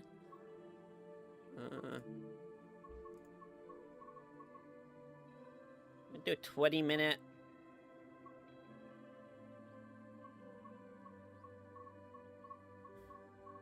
Run down to Maidstone in the Javelin. 20 minutes is probably a little too short, though. What's the 465 got? I think it's got anything around 45 minutes. It's got straight to Paddock Ward, that's 49. Maybe we just do a Paddock Wood service again, and just do in the 375 and take it back up the line. I think it's probably the best thing to do. We do Paddock Wood to Stroud.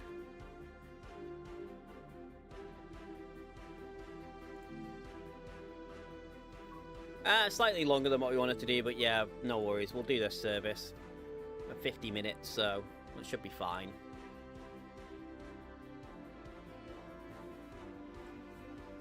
I generally need to finish by about 12:30, so yeah, it should be alright doing this service.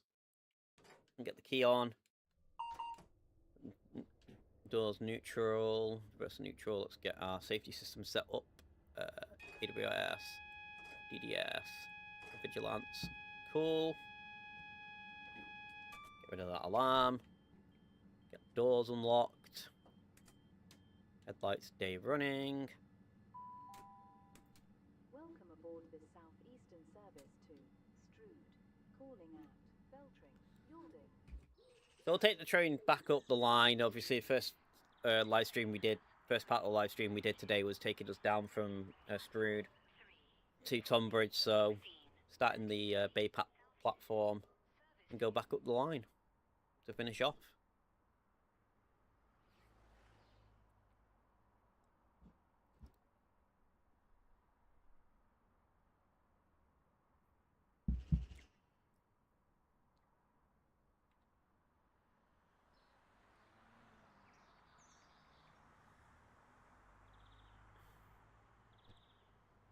By the time I was dawdling picking a service, I may as well have just done this because I would waste the extra time anyway.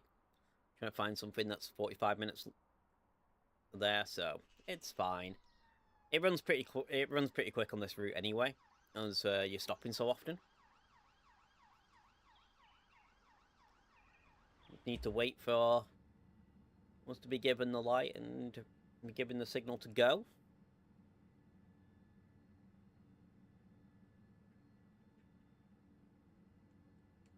You have a red signal in front of us as well, protecting the little junction.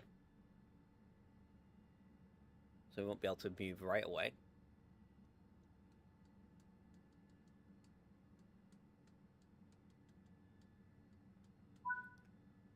Right, get doors locked.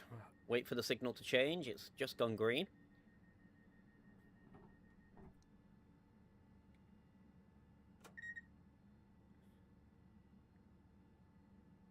As soon as the guard gives us the signal, there we go. Doors are locked. Let's get a move on to Beltring.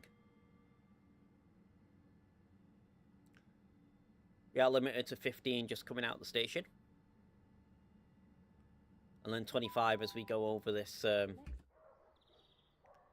tiny bit of single track section here on the way out. There's also quite a little siding here as well. I'm not sure if this is still used for anything. Looks like a construction site to me, to be fair.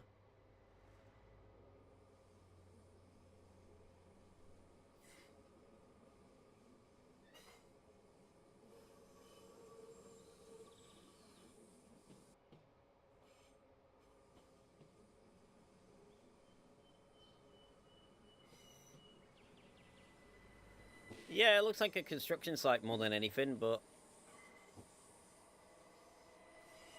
I'm not sure if we get any class. I don't think we get any class 66 services into that siding either, or any train services in there. Right, we're past the 25 marker, we're up to 35. 40 minutes on this route does go very quick.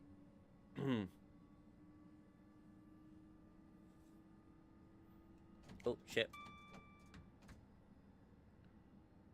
Not paying attention there. Forget we're still limited to 35 for a minute. We don't get 50 till this signal, till this marker. Just south of the level crossing. There we go. Now we can go to 50.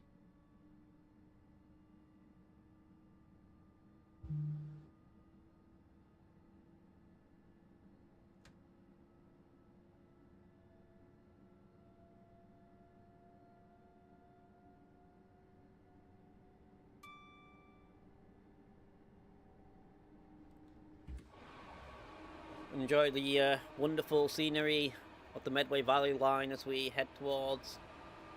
I keep speeding. Head towards Beltring.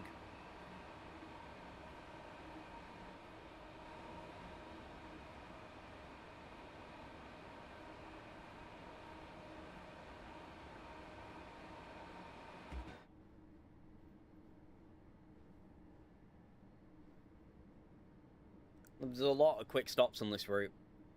Actually, one of the things I like about it is being a commuter route. You know, there's always something going on to make it doesn't get boring. Just because the stops are so frequent. You have We will shortly be arriving at whistle boards like the one just coming up. Take care when alighting the train. This station has a narrow platform. There's always something going on the route. So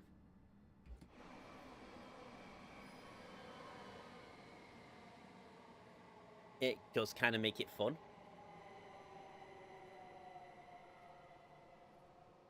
Even on the northern section we just did there with the Class 700, again, it was always, whether the stops were maybe a little bit more spread out than this section.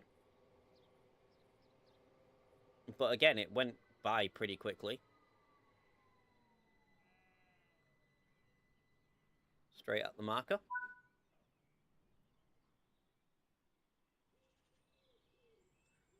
The sheep in the fields.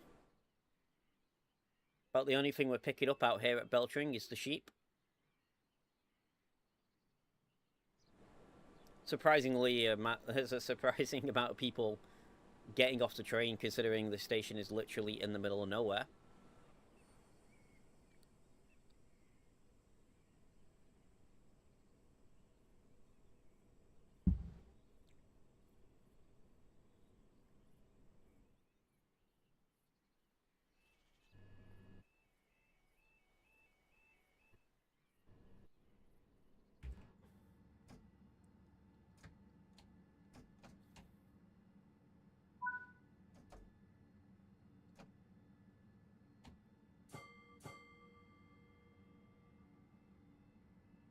and we'll get up to speed. Yelding isn't far away, mile and a half. Oh, I never even noticed the network rail van there. A little siding.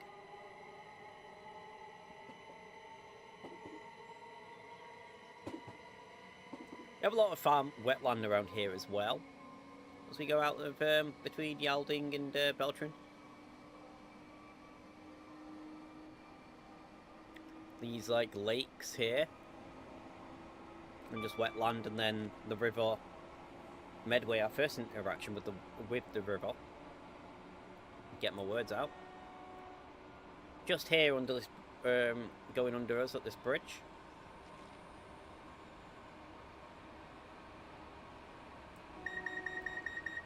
There's the river. I was meeting for the first time just next to this asphalt plant.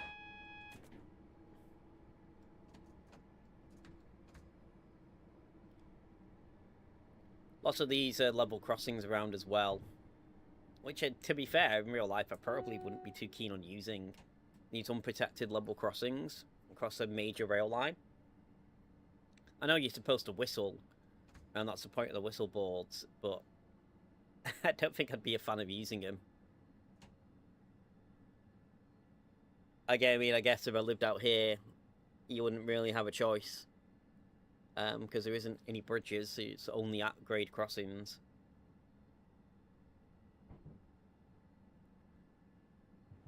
So if you needed to cross the track, you'd pretty much have to use it, but I still probably wouldn't be comfortable doing it.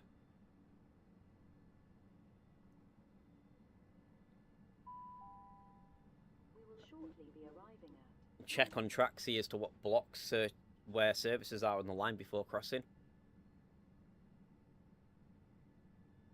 Just to make sure you don't get ploughed over.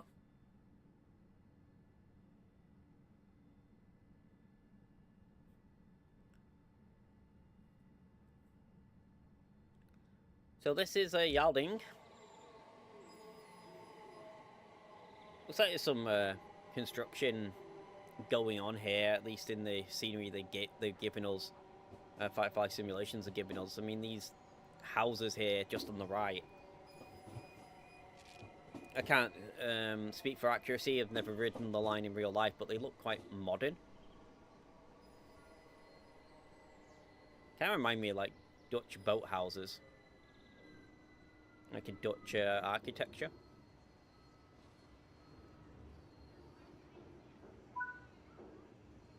Oh, wrong side up for the doors.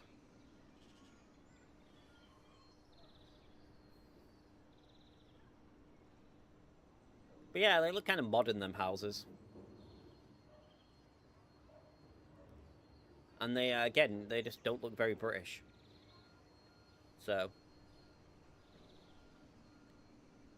Wondering if they are inspired, if that's what they look like in real life, if they are inspired by Dutch architecture there.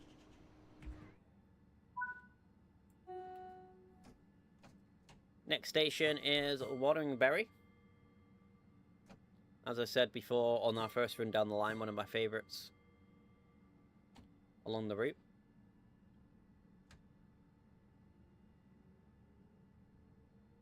Just looks like a nice peaceful little village, Wateringbury.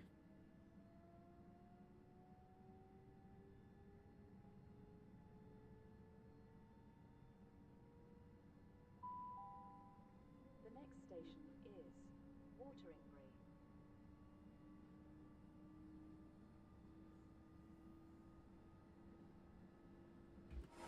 This is the more rural, curvy section of the line, as we're really hugging the path of the river at this point. Never getting too far away.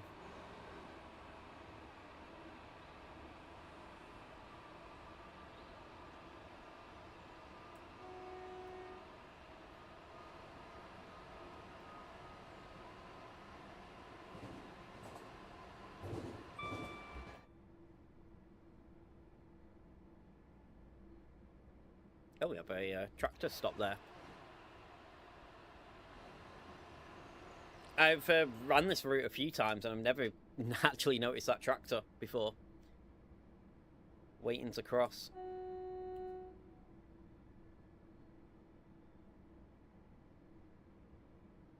So that's kind of a cool little detail that I've never actually noticed.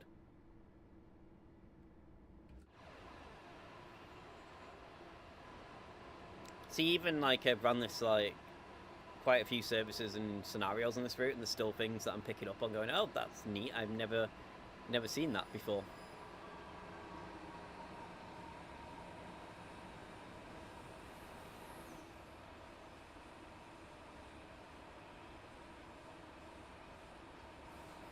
This is Watering Berry.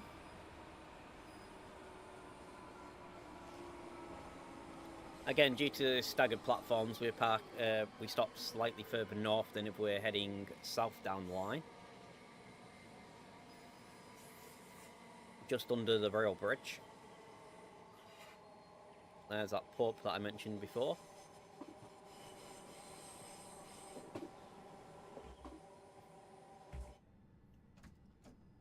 Oh. Brake quite hard, make sure we don't overrun the end of the platform.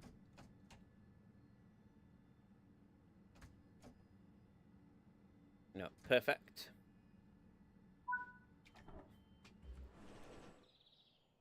Right at the stop marker.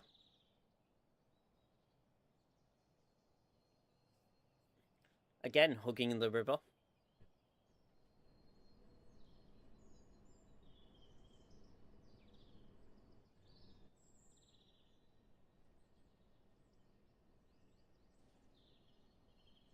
That was a good save, that. We probably came into the station way too hot there. Could have very, very easily have spattered that. Not spattered it, rather. There wasn't a signal there, but, you know, overshot the platform. You know what I mean. We recovered well.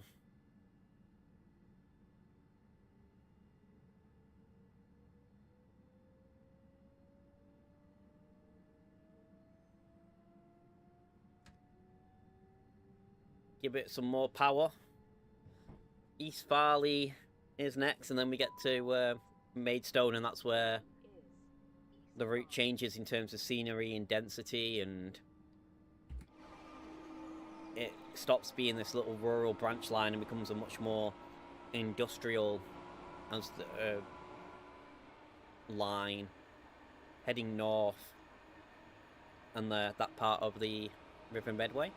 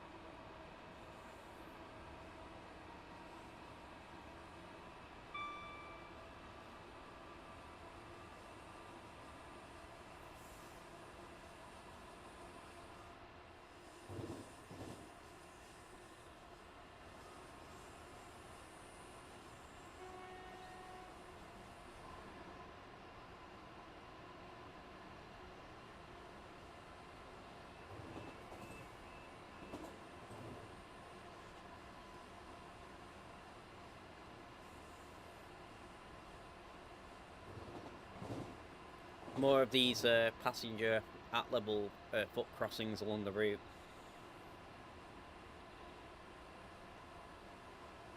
Again, I'm not sure how comfortable I'd be using them, but I guess if you lived out here, you wouldn't really have much of a choice. There isn't really any other way to cross the line.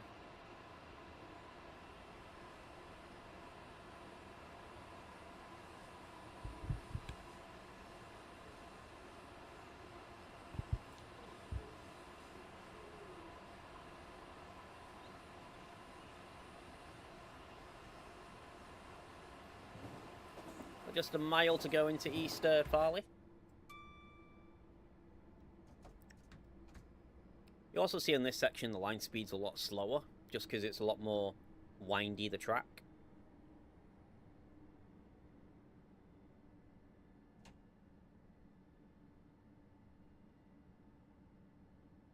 compared to when we get north of Maidstone.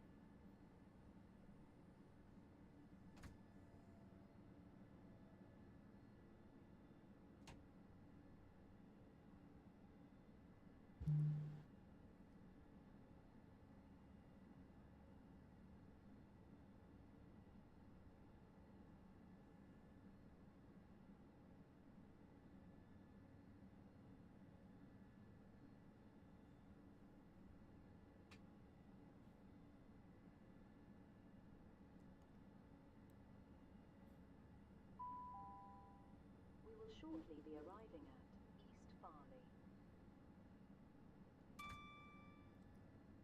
Here's a 40 marker coming in. Station's just the other side.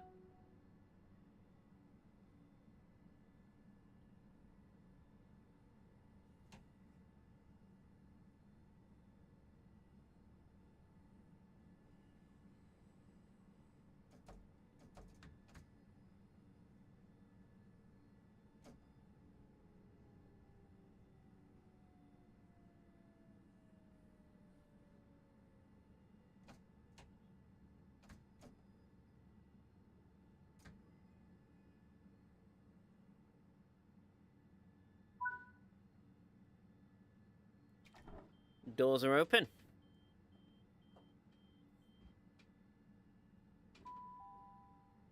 Welcome aboard this southeastern service to Strood, calling at Maidstone West, Maidstone Barracks, Aylesford, New Hythe, Snodland, Horling, Cuxton, and Strood.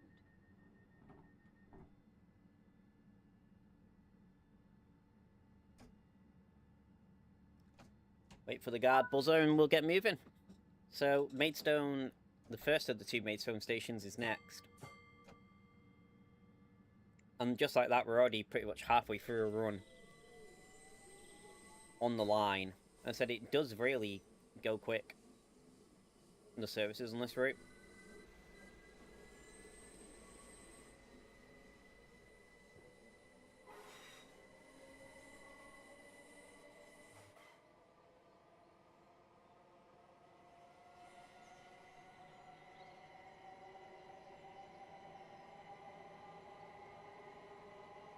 Also speeds up a little bit here as well, from the 50 miles an hour we're limited to on the southern section.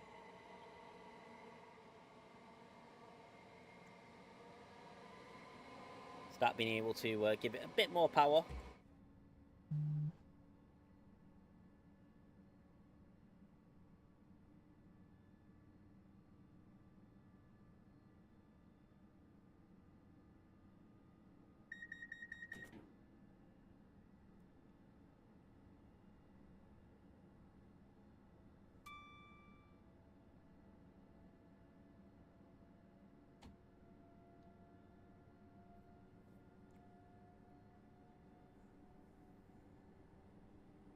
Then once we get to Maidstone, we probably got the shortest little hop between stations.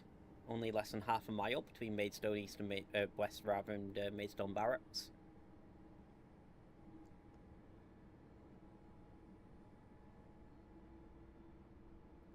Before we head north to Strood.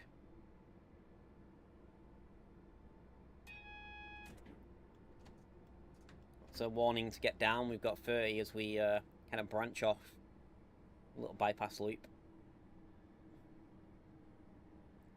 Here at Maidstone.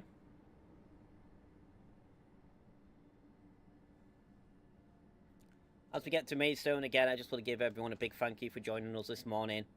I know it's Easter, there's a lot you could be doing with your time, and I do appreciate you taking the time to spend some time with me driving trains.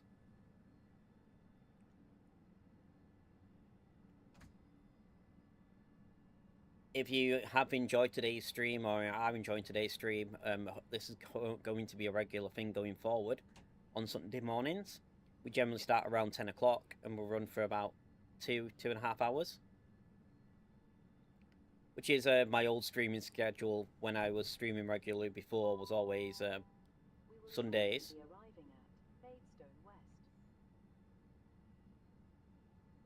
So yeah, if you are enjoying today's stream, I hope to see you again in the future. We do need to get down to 15, just coming into Maidstone due to the track switch.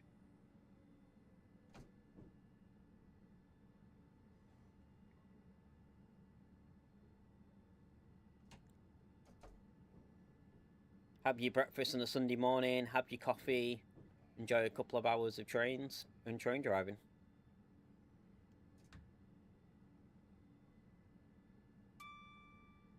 Or tea if you're that way inclined. I actually do prefer tea to coffee, but let's not get that debate started. There's a girl I work with, she's leaving soon, but she's an absolute freak when it comes to coffee. Basically lives off the stuff.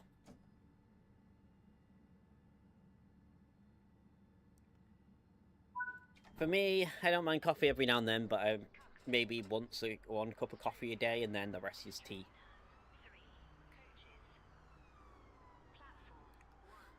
So looks like we are going to be stuck here at Maidstone for a little minute.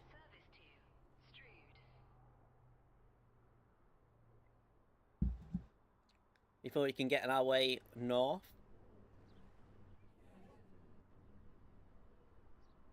You can literally, from this camera angle, see Maidstone Barracks and the platform for Maidstone Barracks. If we keep the camera at this angle, that's how close they are together. But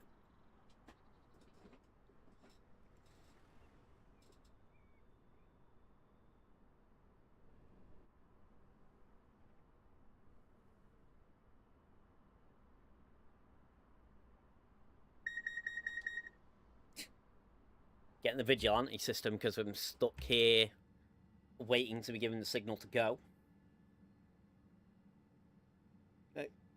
You're not moving the throttle.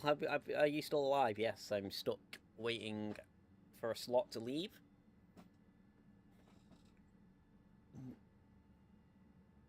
Should be able to get going though in a minute again.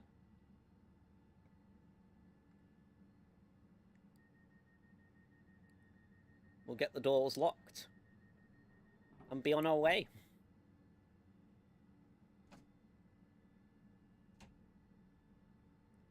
Just waiting for the signal from the guard. There we go. Should get it in a moment.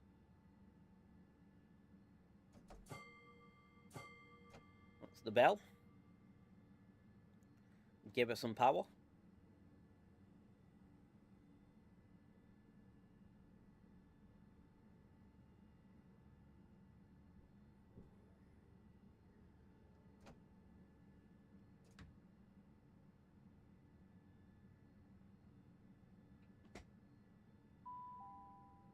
The next station is Maidstone Barracks.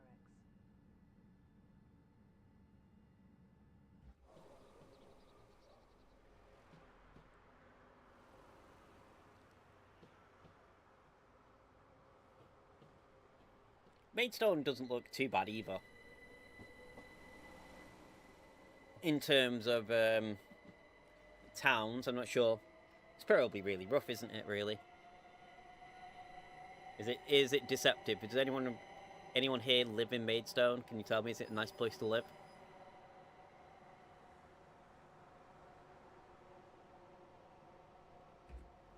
It's a bigger town than most of the ones on the route.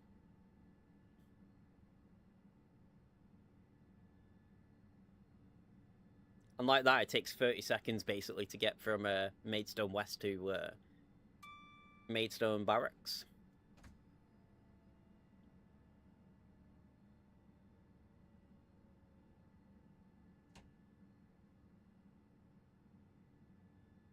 We are getting some rain, so I'll pop the window wiper on in a minute.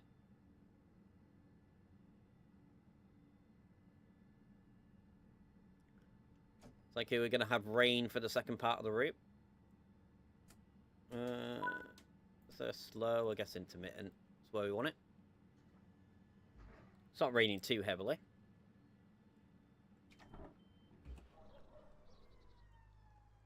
If you see that blue bridge over there, just in the background of the scenery, that is where Maidstone East would be, which is the station here in Maidstone that has direct services into London. And it's probably the bigger of the three Maidstone stations. Obviously, these two stations just connect north-south. They're on the same route. Where that one's connecting directly into London Charing Cross, and I believe also Victoria, I think it was.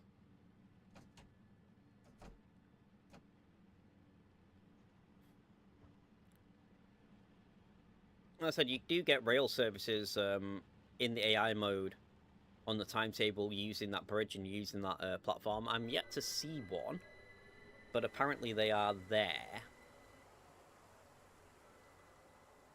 I'm saying we'll probably get one as we go under the bridge. No.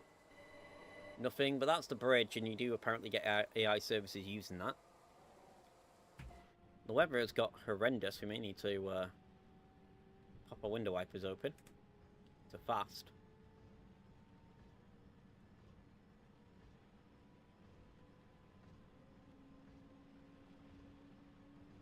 Hopefully the weather does improve as we head north. We are playing with dynamic weather turned on, so we don't know what we're going to get.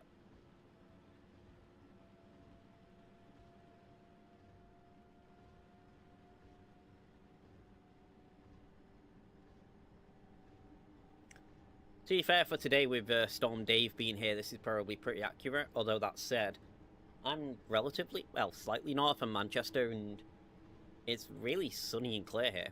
Actually, it's windy. You can hear the wind, but the weather pretty decent at the moment for this major Storm Dave. To be fair, it's mainly Scotland, north of England and Scotland was meant to get the worst of it. I'm right on the edge of the weather warning zone.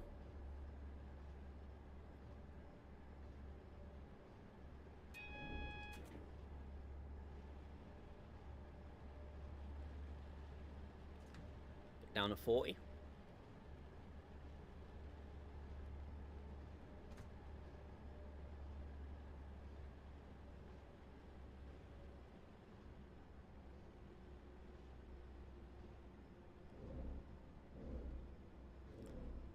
We got a motorway or something going over the top of us here.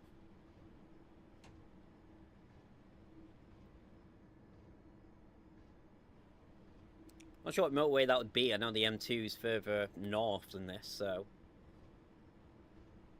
looks like it's a pretty major road anyway.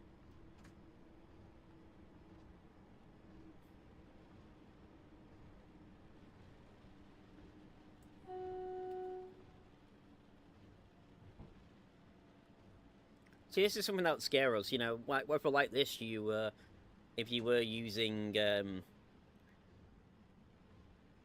whistleboard, these at-grade level crossings and stuff, you know, weather like this, the driver misses a whistleboard, and you're using a pedestrian crossing like this.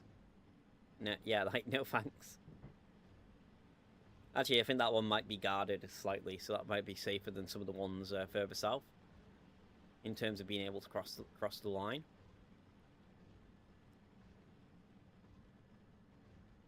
So 40 zone is going to be starting just in a minute. We're already down for it.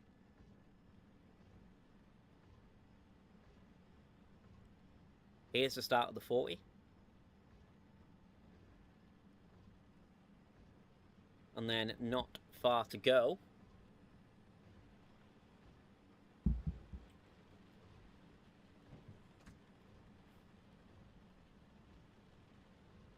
Until we get into Aylesford.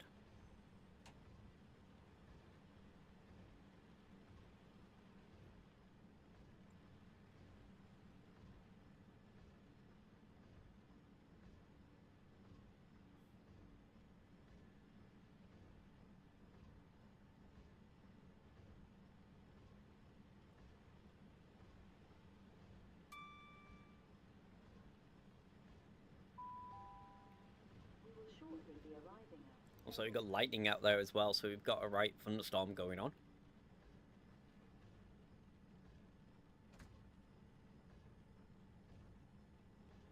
Here's the start of the Aylesford platform, though.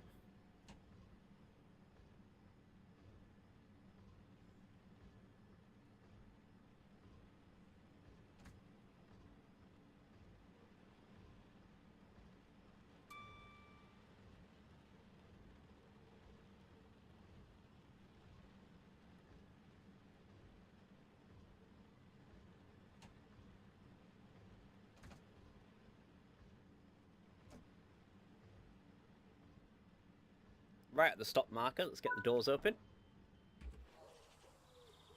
Oh, it's miserable. You can see the pooling on the platform. It's a horrible weather. You hear the thunder as well.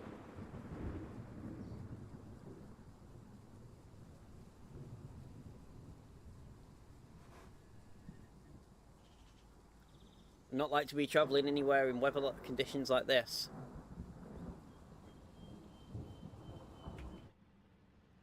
Started off so nice as well when we left Paddock Wood, but it's just changed straight into a thunderstorm. All we can do though is continue to head north, so next station is New Heath. Mile, just over a mile, well under a mile rather, between the two.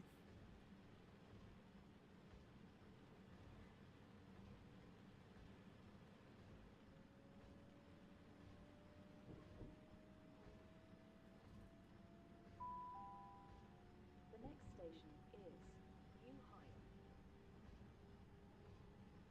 Then it's not far for us to go, realistically, between here and Screwed.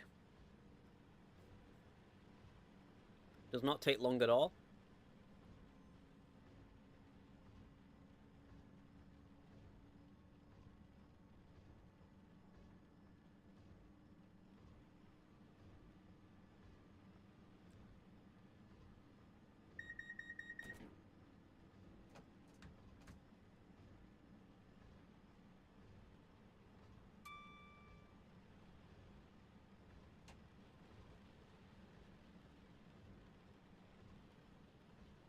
You can hear the wind outside again, outside my window. It's probably not being picked up on the microphone, but the gusting wind from the storm.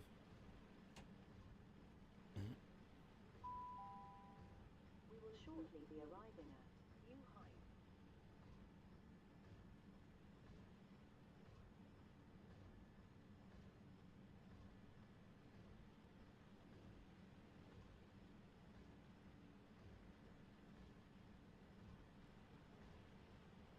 Here we are at New Heath.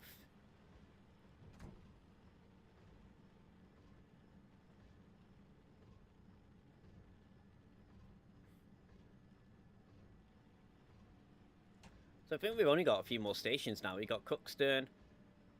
We got one more. So I think we got one more Cookstone. Can't remember what the other station is. And then Strood. So we don't have too far to go now.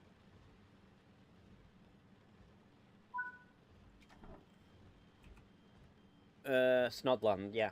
Oh, Halling as well. Sorry, I forgot about Halling. So we got Snodland, Halling, Cookstone, then Strood. So just 4 more stops. Calling at Snodland, Halling, Cuxton, and Strood. Again, the jumps between the two stations here is relatively short, so it doesn't take too long to get between them.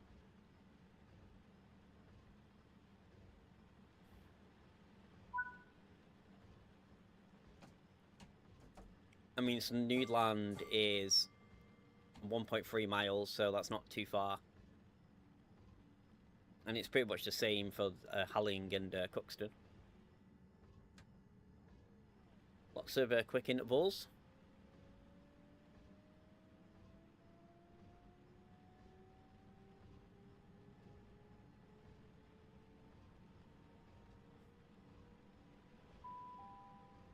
The next station is Snodland. Snodland's a weird name for a station and a place. If you notice something out of the ordinary, speak to a member of staff or text us on 61016 and we'll get it sorted. Some of these places you just have to think, how did they get the name? Like, where would you come up with the... Why would you name a place Snodland? Snoodland.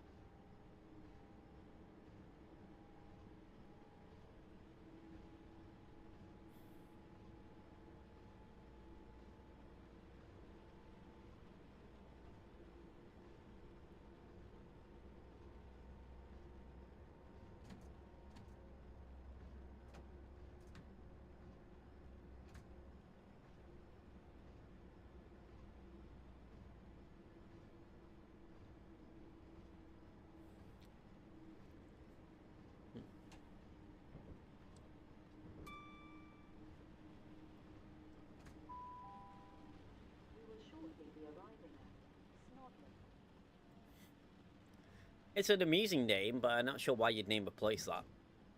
There's got to be a story behind how this village, town, whatever it is, got the name.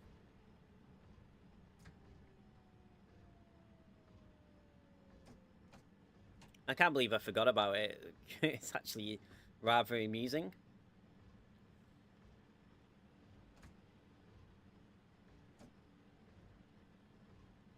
Something to look up, I guess, for the future is how did Snodland get named Snodland?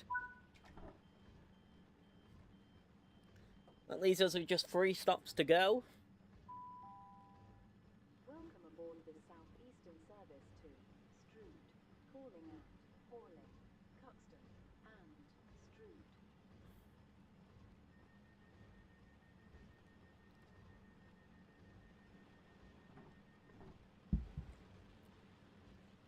Get the doors closed. Waiting for like a guard signal.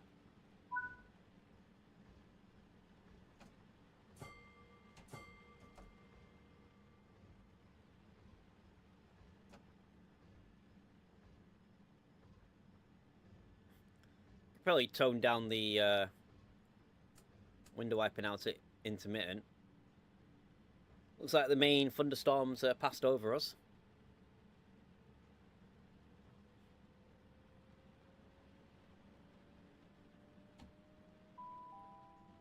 The next station is Horley.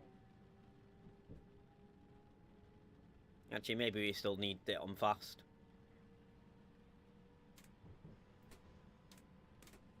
Oh no, we do it slow. There we go.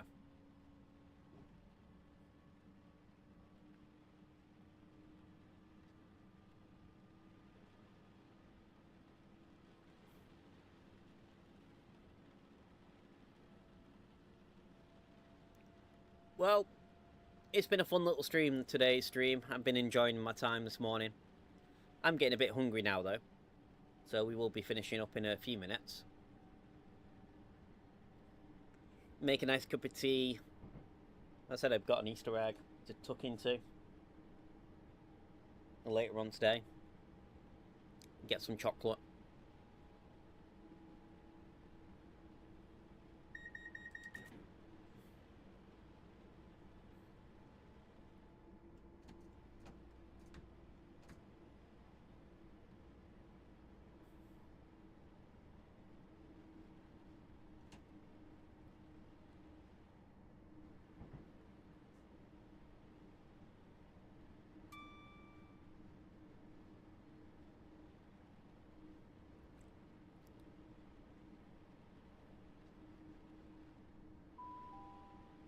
We will shortly be arriving at Horley.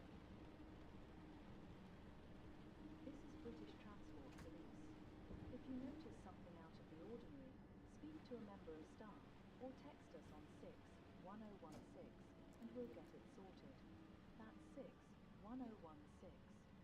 See it, say it, sorted.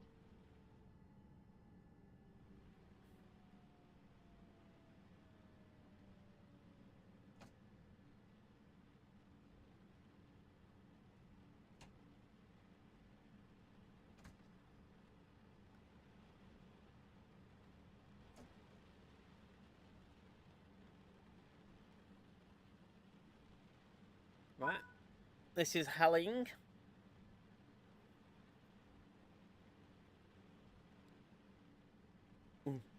I made a curry last night, so when we're done with this stream, there was enough for 2 meals. So I'll be having the other side of that lovely madras that I made last night. Strood, calling at Cuxton. Actually, really looking forward to it. Let's get the passenger doors locked.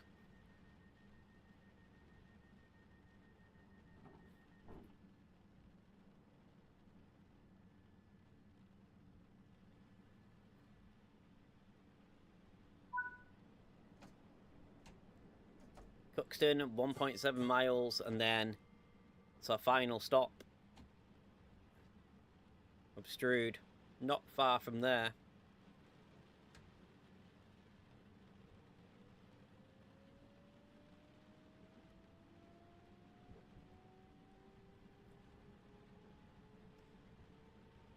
I said it only takes a couple of minutes to get from Halling to Cuxton. The stations are so close together. The next station is Cuxton.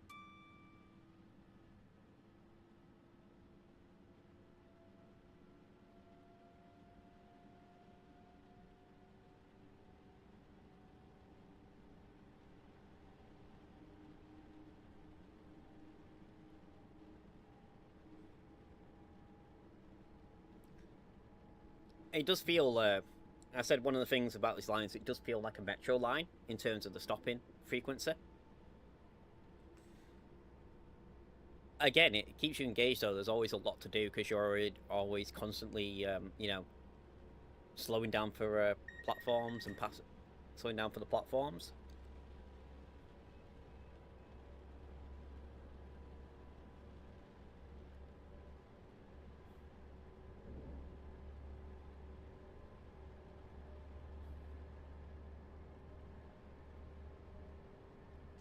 Speaking of slowing down for platforms, we need to brake because we do have to stop in just over half a mile. Otherwise, we'll end up blasting through Cuxton and not stopping at all.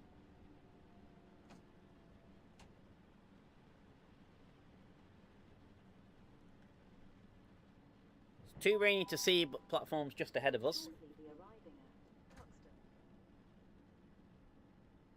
This is British Transport Police. If you notice something out of the ordinary, speak to a member of staff or text us on 61016 and we'll get it sorted. That's 61016. See it, say it, sorted. See it, say it, sort it.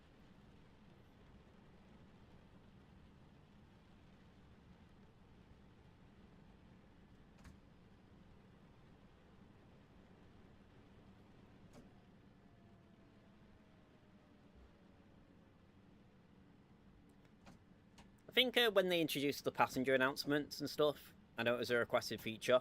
It's probably the only feature they release in Train Sim World 6 that I like. Train faults, don't get me started on that rubbish. But the announcements, I really think they've done a good job on them. Welcome aboard the Southeastern service to Strood. It's not quite the same voice, but it's close enough. It's close enough to be believable.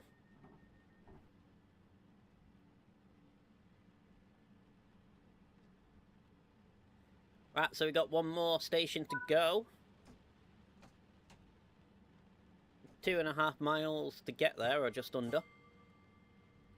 There's the guard buzzer. Let's get moving out the platform. As we depart today, I just want to give everyone, again, a big thank you for joining today's stream. If you have joined us at any point during today's stream, whether it be now or earlier on in today. I know it's Easter Sunday, there's a lot that you can be doing out here, and you've chosen to spend your Sunday morning with me. If you have enjoyed today's stream, again, do give the stream a like. Do also make sure to give a sub as well. We will be doing a lot more streaming. We do also have live gameplay videos and review footage on the channel, so there is a lot of content there. And the live streams just make up part of that content. So, looks like the sun's coming back out for our final little ride into Stroud.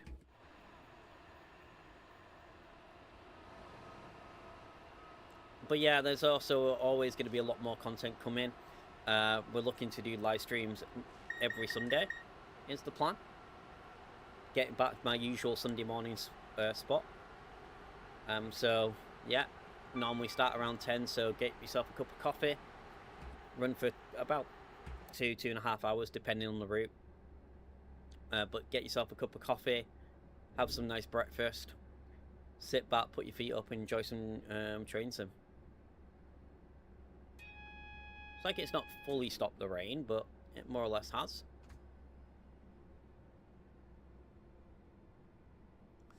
And during the week, as I said, we're going to try and get 3 gameplay videos out a week. So there'll be lots of live content as well in terms of gameplay, and also reviews if and when a product comes out that we need to review. Reviews, can't give you a set schedule for when reviews are going to be coming out. It does just depend on you know, the traffic, what's being released.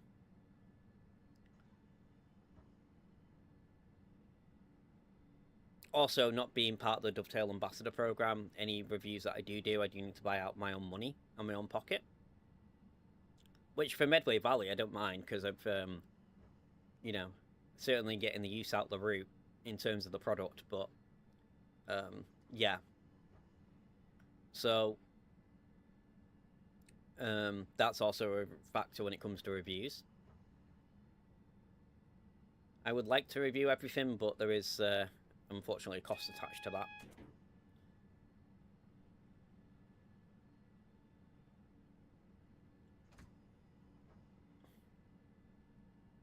Right, we need to get down to 15 to take the branch off here into our final station.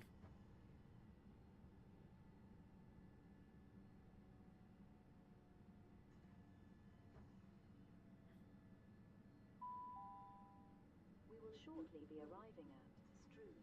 Please check And here we are at Strood. personal belongings with you when leaving. We're down to 15. The 15 marker starts here.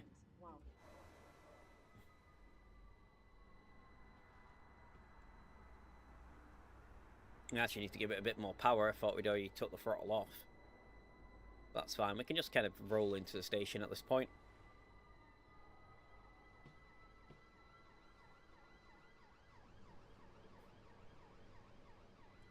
That's where we took the Thameslink service down before. A little bridge there.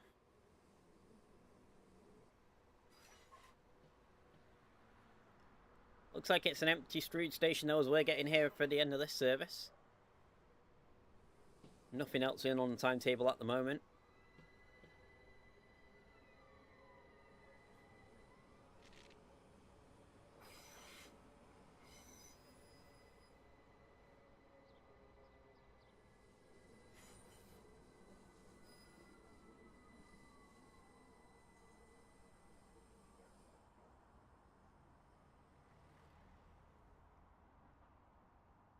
There we go, right at the marker.